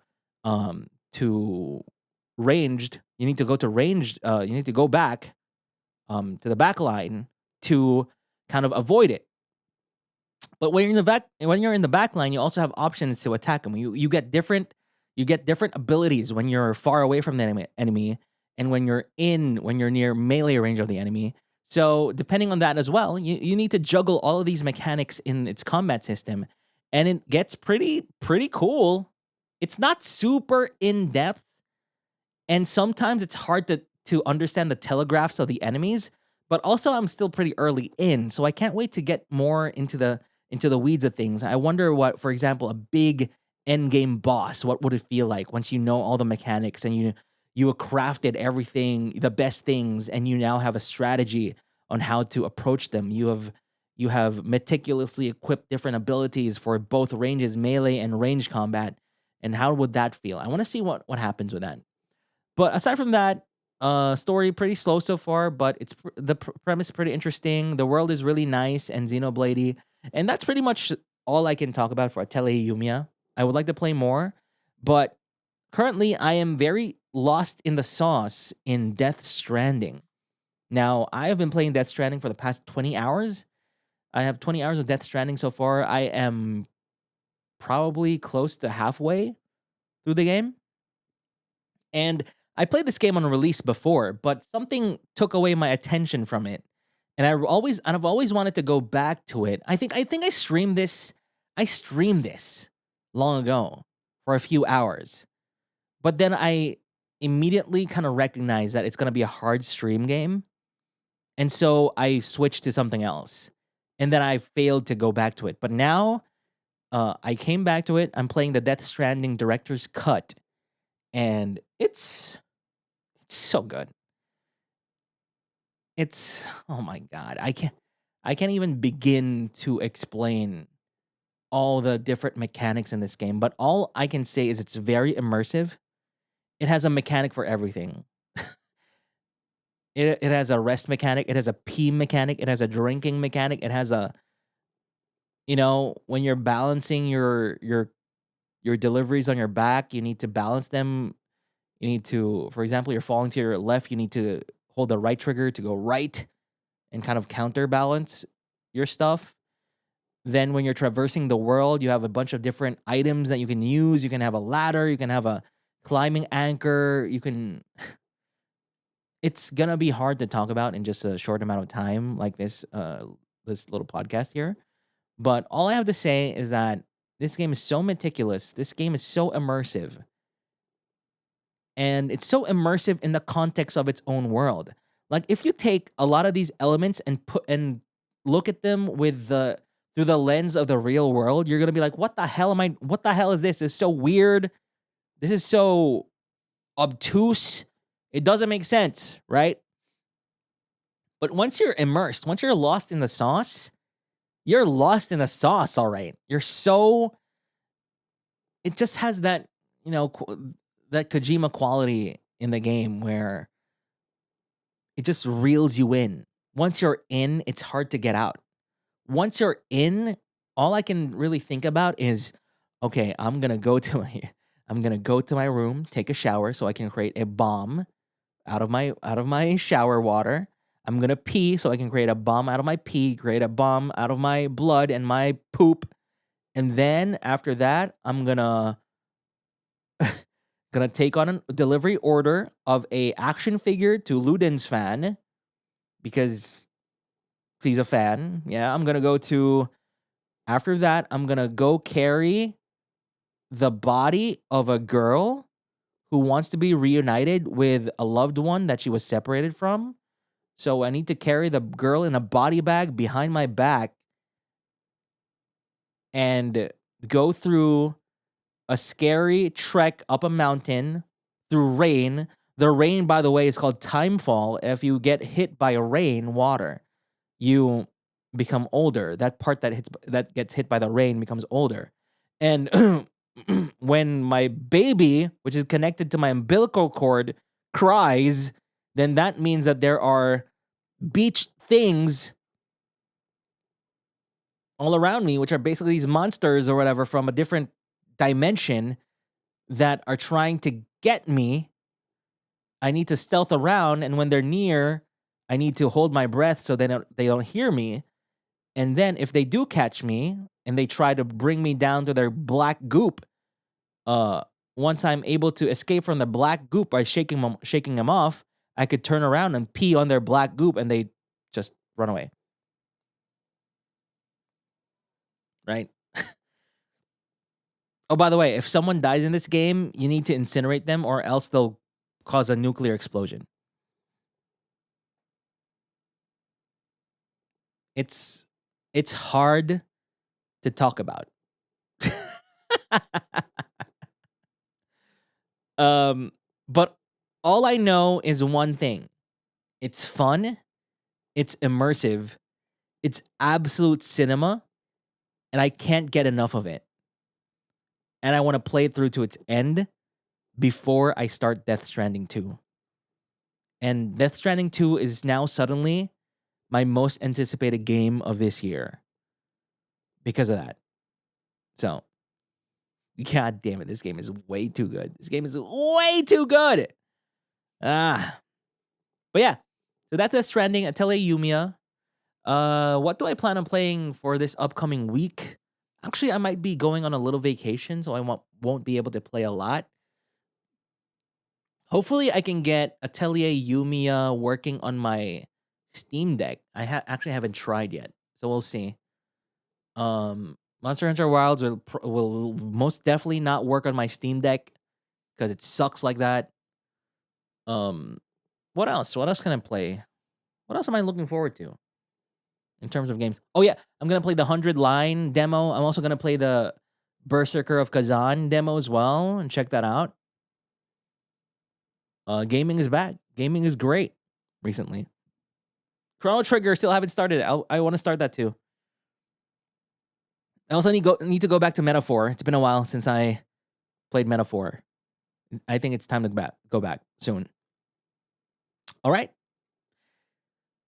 And so we go into the final two like biggest news of this past 2 weeks, and it comes in the form of two things. First is about Helldivers 2.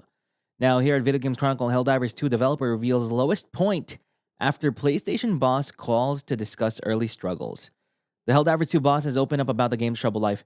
So, this is pretty cool because Helldivers 2, when it first released, it released it released with a splash, a massive success for PlayStation and its live service initiative.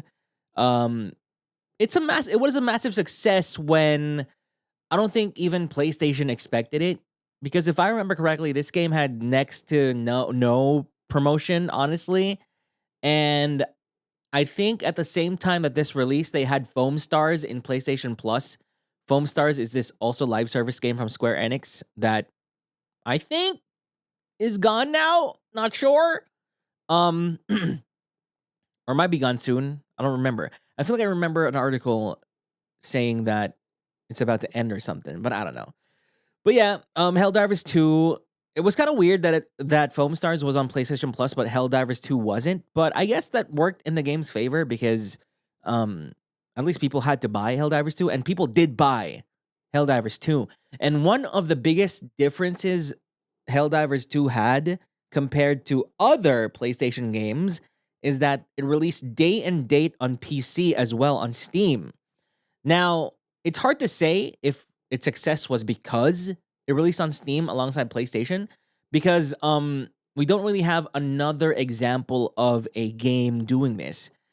Because here's the thing, I think it became popular because it released on PC, yes, and it also was a live service game. And honestly, that's what the PC crowd is really into. PC crowd is really into the Apex Legends, the Valorants of the world, the Marvel Rivals and stuff like that. So when they get a shiny new shooter that looks fun and chaotic, then they'll definitely jump on that. Meanwhile, the PlayStation audience, the core PlayStation audience, is more into story-heavy games, more into single-player, story-heavy, and stuff like that. So if there was a case of PlayStation releasing a story-heavy game on PS5 and PC, I wonder if it's also going to be a splash hit on PC. I wonder. Because that's just not what... I mean, it is... A lot of PC gamers still play story-based, story-heavy games and stuff like that, but, the PC crowd resonates more with these multiplayer games. So I don't know if it's going to be the same if, for example, Sony released the new Naughty Dog game on PC as well. If it's going to have the same effect as releasing a Helldivers 2 live service game on PC. Now, Helldivers 2 was super successful when it first launched. However, a bunch of weird mishaps and unforced errors led to it going down for a second, for its success to be, kind of in the weeds for a second. So, following successful launch, Sony stated that the game would soon require players to sign into the Steam version with a PlayStation Network account, and that all players would need to have linked their Steam and PSN accounts by June 4.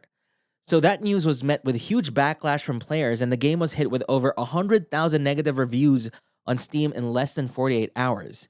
And because of this requirement to sign into PlayStation Network, the game was pulled from over 150 countries So it was removed from sale in 150 countries because the PlayStation Network was not available in 150 countries. Yes. That's one of the things, one of my big complaints with the PlayStation Network is that it doesn't support so many countries, 150. And that includes the Philippines, actually. And this has been a thing since the PlayStation 3 era, ever since PlayStation Network became a thing, where gamers in the Philippines would make accounts, would make a US account, would make a Japan account, would make, a Hong Kong account and all this other stuff in order to avail of specific deals, specific games only available on this account, stuff like that. I remember that was a problem during Demon Souls time, where you could only buy Demon Souls from the Asian store, like the Asian, Southeast Asian store at PlayStation Network, but you couldn't buy Demon Souls on the US Network store, right? And back when PlayStation Network was still in its infancy, there are certain games that are only available on like PlayStation Japan or something that weren't available in PlayStation US and vice versa.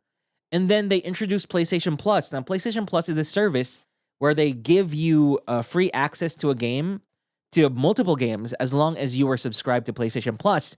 However, depending on the region of your PlayStation Network account where you're subscribed with PlayStation Plus on, you get different offerings.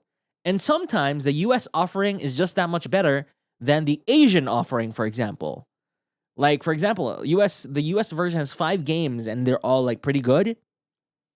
Usually what happens in the Asian PlayStation Plus and PlayStation Network, they offer, kind of a different game instead, maybe lesser games, right? And sometimes vice versa. Sometimes the PlayStation Asian PlayStation Plus had better games than the PlayStation US PlayStation Plus.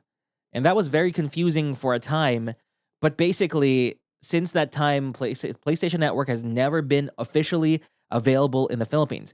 And this is an issue, right? Because of a few things. You're probably thinking, hey, you know what? You can just make a PlayStation US account and you're fine, right? Technically, yeah. However, it doesn't come with the things that you expect from a locally supported country. So, for example, if we had a PlayStation Network in the Philippines, then we'd be able to use Philippine-issued credit cards. But as it is now, right, even to this day, I can't use any of my Philippines-issued credit cards on the PlayStation Network because there's no PlayStation Network Philippines. I'm using a PlayStation Network US account, mostly. That requires a US-acquired credit card to use. Same thing with, let's say, my PlayStation Network account in Singapore, right? It requires a Singaporean credit card, or at least a credit card that works in Singapore. Like, that works specifically, that kind of registers itself as, yeah, you can use this in Singapore. You can use any credit card in Singapore, but it needs to be from Singapore, right? To be able to be used. And so I've never used my credit card or anything on PlayStation Network ever since its inception. I've only bought PlayStation Network gift cards throughout the years. Like, for example, if I wanted to buy something from the US network, from the US PSN, I'd buy PlayStation gift cards in US dollars. If I wanted to buy stuff from the Singaporean network, I buy a PlayStation gift card in Singapore dollars, Hong Kong dollars, right? So it gets very, very confusing that way. It kind of sucks, and I just wish that we just have PlayStation Network everywhere. I don't know what the reason is as to why that's not happening. I'm sure there's a lot of bureaucratic, legal reasons as to why that's the case. But yeah, that's the most annoying thing about PlayStation Network. And when they did this to Helldivers 2 on Steam, right? Which kind of sucks because you already have a Steam account. Why would you be beholden to a PlayStation Network account on top of your Steam account? However, you need to also understand that this isn't new, right? There are a lot of Steam games out there that you need to log into an Ubisoft account. You need to log into EA Play or something. You need to have different launcher, different Blizzard launcher or whatever, right? But the most egregious thing about this is that they had to pull the game from sale. It was already being sold in the Philippine Steam, but they pulled it away because of this requirement to log in to your PlayStation Network account. So, Sony would later reverse the decision, but they reversed the decision of logging in to PlayStation Network. But I think you still cannot buy Helldivers 2 in the Philippines on Steam. Let me check that, actually. Let me fact check that real quick. Let's see. Helldivers 2. Helldivers 2. Yep, you can't. You can't buy the game. I can't buy the game at all.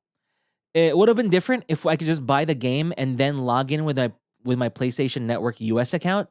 But no, I literally cannot access the game. I can only play Helldivers 1, but not Helldivers 2. I can't buy it at all. Now, if you did buy it, then you'd probably be refunded, and then the game is taken away from you. So, you'd see why the gamer backlash was strong about that, because they're taking away something you bought, right? They reversed the decision to log in, but they did not reverse the decision of removing PlayStation games from sale in these 150 countries. Actually, let me see. Spider-Man 2. Spider-Man. I don't think you can buy Spider-Man 2. Can you? Is Spider-Man 2 on PC, actually? I think it is. You can't buy it because you need to log into PSN, unfortunately. So I can't even buy these games on Steam to play on my PC, which I never would have done anyway. I'd rather play these games on PlayStation. But, for some guy who let's say for one guy who didn't buy a PlayStation because they wanted to make a PC instead, knowing that these games would show up on PC at one point, then they can't buy it anymore if they live in one of these 150 countries. 150 countries, that's a lot. That's a lot of countries. Sure, they might not be like the main, like most popular countries, but still, right? There are gamers everywhere, right? And then during this time, that was the lowest point during my tenure so far, said Shams Giorgiani, which is the Arrowhead boss, the developer of the game. I had to explain to the CEO why things were in the state they were and what we were going to do to recover. And I had to say the awkward truth that there's nothing we can do in the short term, but in the long term, we have plans that will get us back on track, right? So literally the game sold 12 million copies across both systems in 12 weeks, which is 3 months, right? So Helldivers 2 does not have the same brand pedigree as Monster Hunter Wilds. Monster Hunter Wilds sold 10 million in 1 month. Helldivers 2, something I'm pretty sure not a lot of people have heard of. I played Helldivers 1, but not a lot of people have played Helldivers 1. And then Helldivers 2, something pretty completely new, selling only on PS5 and PC, getting 12 million copies in 3 months. That's actually a lot for PlayStation. So, Giorgiani revealed that he took great inspiration from No Man's Sky, another live service smash that was hit with a colossal wave of player revolt. They had a similar journey. The game was hyped, then bombed, and then they put the head to the grindstone and just updated the game. So, yeah. So it's fun. It's not fun. It's interesting that they divulged that, they had this awful thing with Sony during those moments with the PlayStation accounts and stuff like that. But it's good to know that they're transparent with it and they talked about it, meaning I assume that they're talking about it now because it's water under the bridge, and now they're doing great. I know that they announced something new, like a little expansion and a new monster or a new alien race, and then they hit another peak suddenly, like in the past few months for Helldivers 2. So Helldivers 2 is healthy right now, but they had to undergo through a lot because of the PlayStation Network thing. And also, there was another issue with Helldivers 2 during its early days in that they were obsessively changing the balance of the weapons. I don't know why.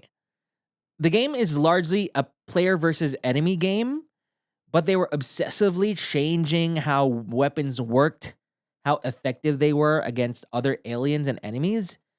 That, for example, 1 week you're using this weapon that's super strong against these robots or something.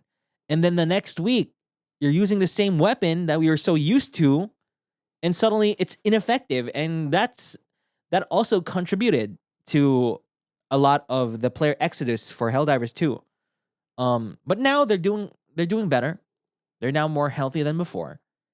And I'm excited to see what the hell they have planned in the future for Helldivers 2.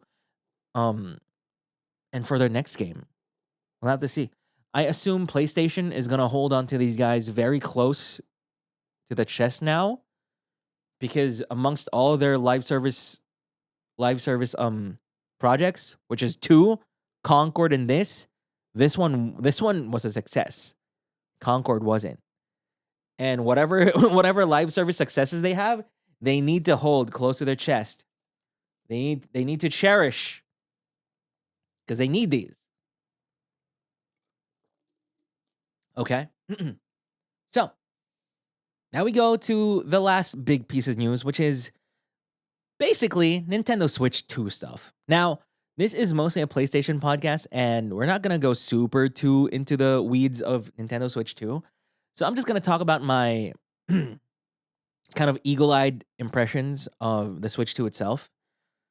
And first off, and also some articles that came out after its reveal that are pretty interesting that we can talk about, that gave us more context about the Switch 2.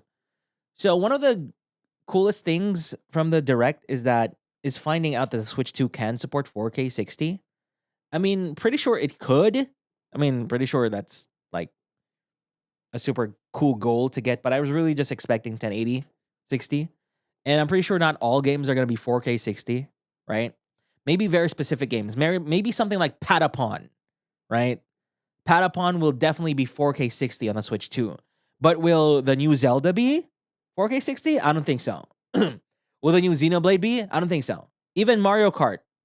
Mario Kart could be 4K 60. But through the years, we're going to see that. I feel like we're going to see that 1080 60 is the main thing that this thing is targeting, for sure. And honestly, it really shouldn't target anything more. Just to me, in my opinion, 1080 60 is completely fine for the types of games they're releasing, right? You know, for Mario Kart, for Donkey Kong, Kirby Air Ride or something like that, whatever. For the games that I was really interested in from the Switch 2, easily the Duskbloods, which is from Software. And I think that From Software reveal was a flex. Was a flex in a way that they're telling the world that the Switch 2 will now have third-party games. Will now have these more hardcore games on it that were sorely missing from the Switch 1. Right? And it's also not surprising that they featured so many third-party developers and third-party games in this Direct itself. Right? So many. Big ones as well. Elden Ring, right? And all the other stuff. Silk Song, and so many things. Even things you didn't expect. But yeah. Right? Even Final Fantasy VII integrate. Cyberpunk 2077. Street Fighter 6. Split Fiction. You know, these are new-ish, right? But this is just remake integrate. I wonder if they could handle Rebirth. Probably, right? Probably. Yakuza. Yakuza was a cool thing. I really wanted Yakuza to be on the Switch, like in all its full Yakuza glory, and it looks like it will. And honestly, I can see all the Yakuza games on the Switch 2 now. And they should put all the games on Switch 2. Honestly, every third-party developer that has a game that's not super intense, just put it on Switch 2. Just do it. It's about time. Even Cyberpunk is on here. Hogwarts Legacy, of course.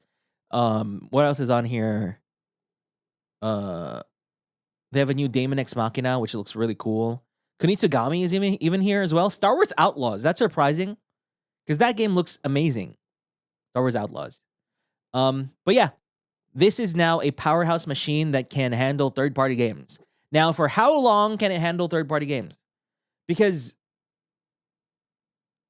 now that we're going full speed ahead on the next console generation, right? I mean, it's gonna happen sooner or later, and it looks like the current situation right now. It looks like the strategy that PlayStation, Xbox is doing is having multiple generations on the market instead of phasing out one and then introducing a new one, which is the traditional approach. But now it looks like we're looking at a future where we just have the PS6, PS5, and PS4 all playing the same games, right? So you have an option. If you can only afford the PS4, then sure, you can play the PS4 version of the game, which is going to have lesser graphics, but you can still play it, right? Or if you want the absolute tippy top, then you can get the PS6. Or if you want a PS6, but on the go, then you get the PS6 handheld, right? Or the Xbox handheld or whatever.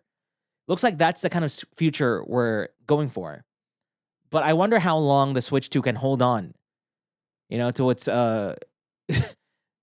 to being able to play all these new third-party games as they come out. Will the Switch 2 be able to handle Assassin's Creed Shadows? Probably. Hope so. But after that, what else can it handle after that? 3 years from now, 5 years from now, will it still be able to handle the latest games? That's a bit harder to fathom. But you know what? Whatever it is, Switch 2 is more powerful than expected. And that's great, right? Now, what else about the Switch 2 was cool that was worth talking about? Oh, its new games. Its games are going to cost $80. That's a thing now. So they confirmed that Mario Kart World is going to cost $80 or 75 euro pounds or whatever this, I don't know. From an article from Video Games Chronicle, the game is more expensive physically than it is digitally. The digital version will be coming in cheaper at, I don't know what this is. This is pounds, 67. How many? I'm going to assume 70 for digital, then 80 for physical. Which sucks. This sucks. Because I do love buying physical for Switch. I don't know why. For some reason, for Switch, I really don't have a lot of digital games. I only buy physical for Switch. And now I'm being punished for buying physical. $80. That's so expensive. But basically, this is Nintendo saying, like, hey, we're now approaching a future where $80 games will soon become the standard. And we're opening those gates, but we're still giving you the option to pay for something, to pay $70 instead, right? So we're there. We're already there. The gates have opened for $80. We opened them for the whole industry. But you still have the option of 70. You're just not going to get your physical box and stuff, right? But now that the gates are open, there's no excuse. I mean, there's nothing really pulling developers back from just charging 80 for the games. And now, as a consumer, if you look at this from a consumer, it's very disappointing, right? It's very disappointing that we're now in this era of $80 games. And I get it. Paying more for something just generally sucks. But you also need to understand that the industry has not been asking the appropriate amount of money from you based on how expensive and the rising costs of development has become. And with the rising cost of development. And now you're probably going to argue, yeah, but the wages also haven't increased, like the people's incomes haven't increased. And honestly, I'm like, well, oh well. Oh well. That's just the gist. That's just the reality of it. Oh well, right? Because the companies want to make money on these games that they spend so much making. So, and this is what they think is a fair price, 80. Now, us, with our wages not increasing, has nothing to do with that anymore. Unfortunately. The only thing here, the thing that changes now is that you should be more picky with what games to buy from this point on, because they're now more expensive. If you can't increase your income, then with anything, right? Just with anything that keeps going up, like gas prices and everything. Now this just means you need to change your lifestyle. As awful as that sounds, some lifestyle changes, right? Because these are still luxury things. Games are still luxuries. They're not like water. They're not like a food. Whatever it is, if you really want it, then you must make some changes in your life to afford it. And that's just the gist of it. That's just the reality of it, unfortunately. So the reality of it, Switch is gonna charge $80. There's nothing we can do about that anymore. Now the change has to come from the consumers, which is an unfortunate effect of it. But then again, like I said, the industry has been undercharging us for games for so many years now with $60. I'm surprised we stuck with 70 for so long, and now we're around 80. And soon enough, we'll be paying 80 for digital games as well. God, that's a problem for me as well, because that's expensive. But I can't. There's nothing else to do. Can't do much about it, unfortunately. Nintendo was just the one that's like, yeah, we'll do it. We'll do it for you guys. We'll do it for the industry. You know, we have all this goodwill. We have a bunch of money. We're sitting a bunch of cash from Switch. Right? Let's do it. And here we are. So yeah, so we got Switch 2 with $80 games. And then, however, there's an interesting thing here where Nintendo will sell a cheaper $330 Switch 2 in Japan that's region locked. So this is an interesting situation. So they're going to be selling a so much cheaper $330 Switch 2 for Japanese residents only. Like people with, I assume people with a Japan ID or something, or Japan address, citizenship, or something like that. That'll be locked with Japanese language and everything. And the situation here is because there has been a rising scalper problem in Japan because of the weakening yen. And this is their way to combat that. So because a bunch of people from other countries have been scalping consoles and stuff from Japan. So they're basically getting the console for cheaper from Japan as compared to other countries, which in turn is a awful situation because, you know, the companies are not making enough money anymore, and people are exploiting that fact. So this is Nintendo's kind of response to that, where for Japanese residences, where it's basically the leading thing in terms of game consoles, in order to remain their complete dominance there and have people buy the Switch 2 and hopefully buy more games on it and use it as their main system, right? They'll offer a cheaper version, $330.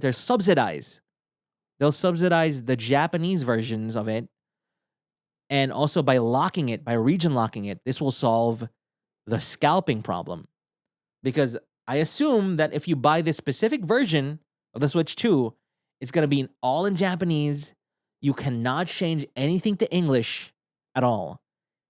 And you'll basically have a completely Japanese console. And who knows if Nintendo also detects your IP, right? Will it be able to detect that you're not in Japan? Or will it, you're connecting to the Nintendo Switch eShop from America, and you're trying to buy a game, and they're like, "Yep, you're not in Japan. I'm sorry."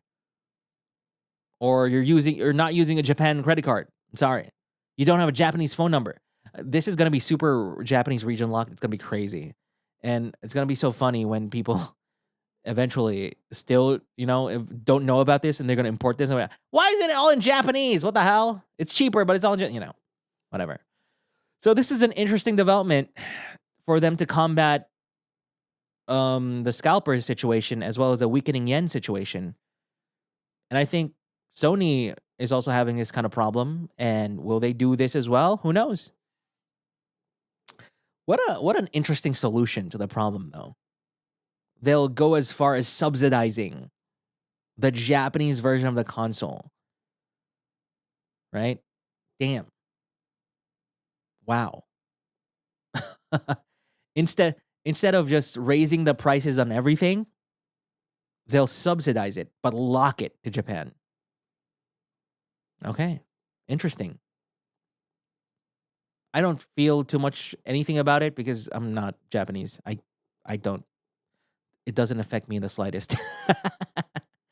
um, but yeah, another cool article here about the Switch 2 is that the Switch 2 could have been called the Super Nintendo Switch, but one detail changed Nintendo's mind. There were a lot of ideas for the name, and we really struggled to find the right one.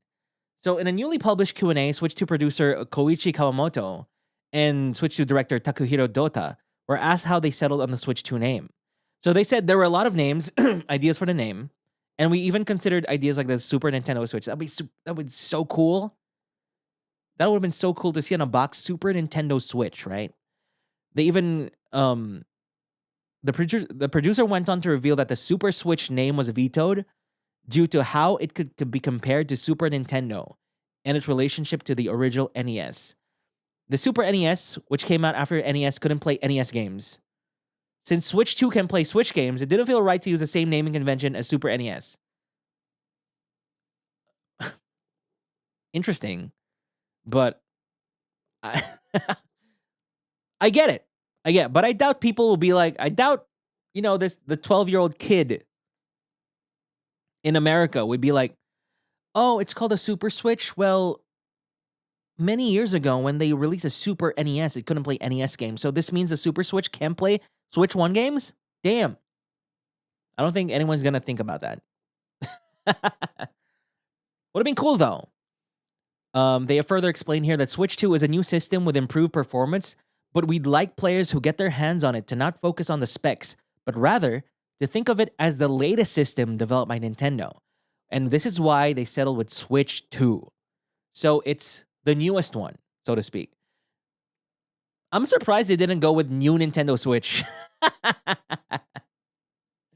Bruh, I remember when they announced like the new Nintendo 3DS, I was like, God, what? What? Really? Really? I hate that. I hated that. The new, and like that's the actual name, new 3DS. Like, stop it. So yeah, Switch 2, makes sense. It's not whimsical. It's not fun. It works. It makes sense. It's still the Switch, just a new one. So that's how they settle with Switch 2. But it's good to know that they considered Super Nintendo Switch. That would be super cool. Liked it. But I get the reasoning. Super Nintendo Switch, you're probably thinking a more powerful Switch. But instead, this is like, they wanted the messaging to be a bit clearer. That no, it's the next Switch. It's the Switch 2. Okay, that makes sense. Little small article that they did think about the Super Nintendo Switch name. And then something that wasn't confirmed during the Direct, but now is confirmed afterwards. Nintendo Switch 2 supports NVIDIA DLSS. And this is how I think they're going to be achieving 4K 60 for their AAA games, if they do that. And this is a cool feature. We talked about this before in a previous episode where these upscaling, AI upscaling technologies from these companies. For PlayStation, we talked about the FSR, the new FSR that they're including for PS5 in the future, right? And so that's the AMD solution. For Nintendo, Nintendo is known to use NVIDIA technology instead of AMD. So it's going to support NVIDIA DLSS, which is their own proprietary AI upscaling technology. And that's great. And this is how the Switch 2 is going to be able to reach higher resolutions and higher frame rates with it looking pretty good. Right? I think, at least for their big games, for their big detail games, right? So that's interesting. It's cool that it's confirmed. Love it, love it. But here's the last concerning thing about the Switch 2 is that physical Nintendo Switch 2 edition games are reportedly Switch 1 carts with codes in the box. So here is the kind of God damn it. So Nintendo announced Nintendo Switch 2 edition games. So for example, let's say Legend of Zelda, right? Legend of Zelda. And there's going to be a Nintendo Switch 2 edition Legend of Zelda game. It's going to be like Legend of Zelda Breath of the Wild Nintendo Switch 2 edition. And this is basically the same game but with added features onto it. So think of it as like a remaster with added features on top of it to better harness the features of the Switch 2. Now, apparently, so the way this works is that if you bought the game on Nintendo Switch 1, you have a $10 digital upgrade path to get the Switch 2 edition and get the new features, right? But apparently the Switch 2 edition games, if for example, if you don't have Breath of the Wild and you want the Nintendo Switch 2 edition, then you can buy it from scratch. You can just buy the whole thing, the Nintendo Switch edition from scratch. But this is going to come in the form of them just giving you the Switch 1 version with an upgrade code inside the box. So, I don't know what I feel about this. Here is why I don't know what I feel about this. And this ties into Nintendo's whole strategy with the selling of their games, right?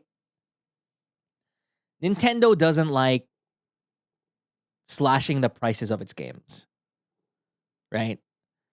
If they release a game on launch day at $60, that's going to be $60 for the rest of its life.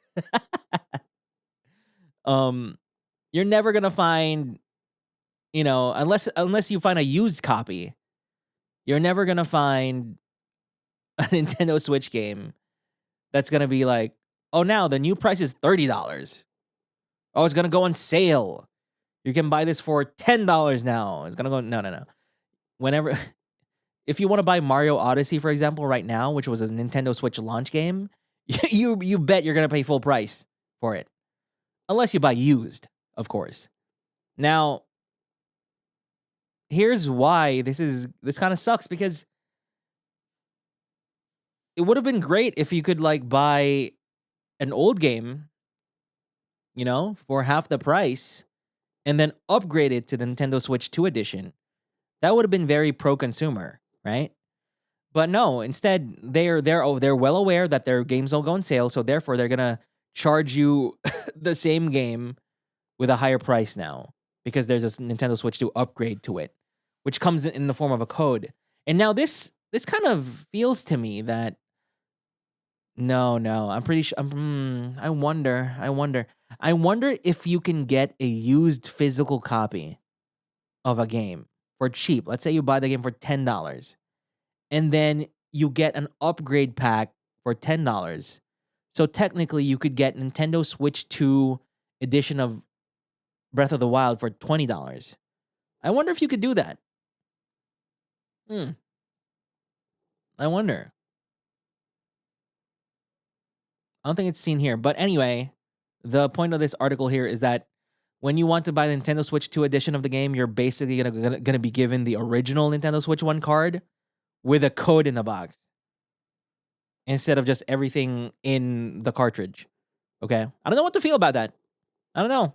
It makes sense, but I would have wanted something more bespoke, Would have been cool if you could just buy Nintendo Switch 2 edition of a game and then it's just one thing. Don't need to redeem a card anymore. Don't need to know.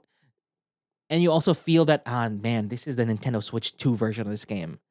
This isn't the Nintendo Switch 1 version. This is for 2. Now it feels like they're just reusing their old carts and just putting it out there and just giving you a code, right? So yeah. So yeah, that's the little Nintendo Switch 2 roundup that I have. Didn't really want to talk too in depth about the games. I'm super excited for the Duskbloods. I'll probably play it. We also now know that the Duskbloods isn't going to be a traditional Souls game. I think they confirmed it's going to be a multiplayer focus game, wherein you can choose from 12 different characters, and then there's a hub world, and then it's probably gonna be a mission structure. I don't know. It could be a mission-based mission structure because it has a hub world and you have 12 different characters to choose from, or something like that. I don't know. I don't know if I just misunderstood an article, but yeah. Anyway, we'll get to know more about the Dustbloods in the future. But aside from that, I wanted to see 16. I want to see FF16 on Switch too. Honestly, I'm surprised we have 7 but not 16. Interesting. All right, but that's it for today's episode of Triangle to Win. Wow, we still reached 2 hours and 30 minutes still? Wow. I'm surprised. Huh. Whoa. We still yapped a lot. So, that was fun. Hopefully we get more PlayStation news in 2 weeks. Also, I'll report to you on the other games that I'm going to start playing soon. The demos of the 100 line, as well as Berserker Kazan. And report to you on my progress on Death Stranding. And some other games as well. And then, yeah, I don't know if are we looking at any big event in the next 2 weeks? I don't think so. But hopefully by the time that the next episode comes out, we'll be talking about Final Fantasy IX. Please. Please. I hope so. God. But anyway, that's it for me. That was Triangle to Win. And let's see each other again in 2 weeks. All right. Goodbye.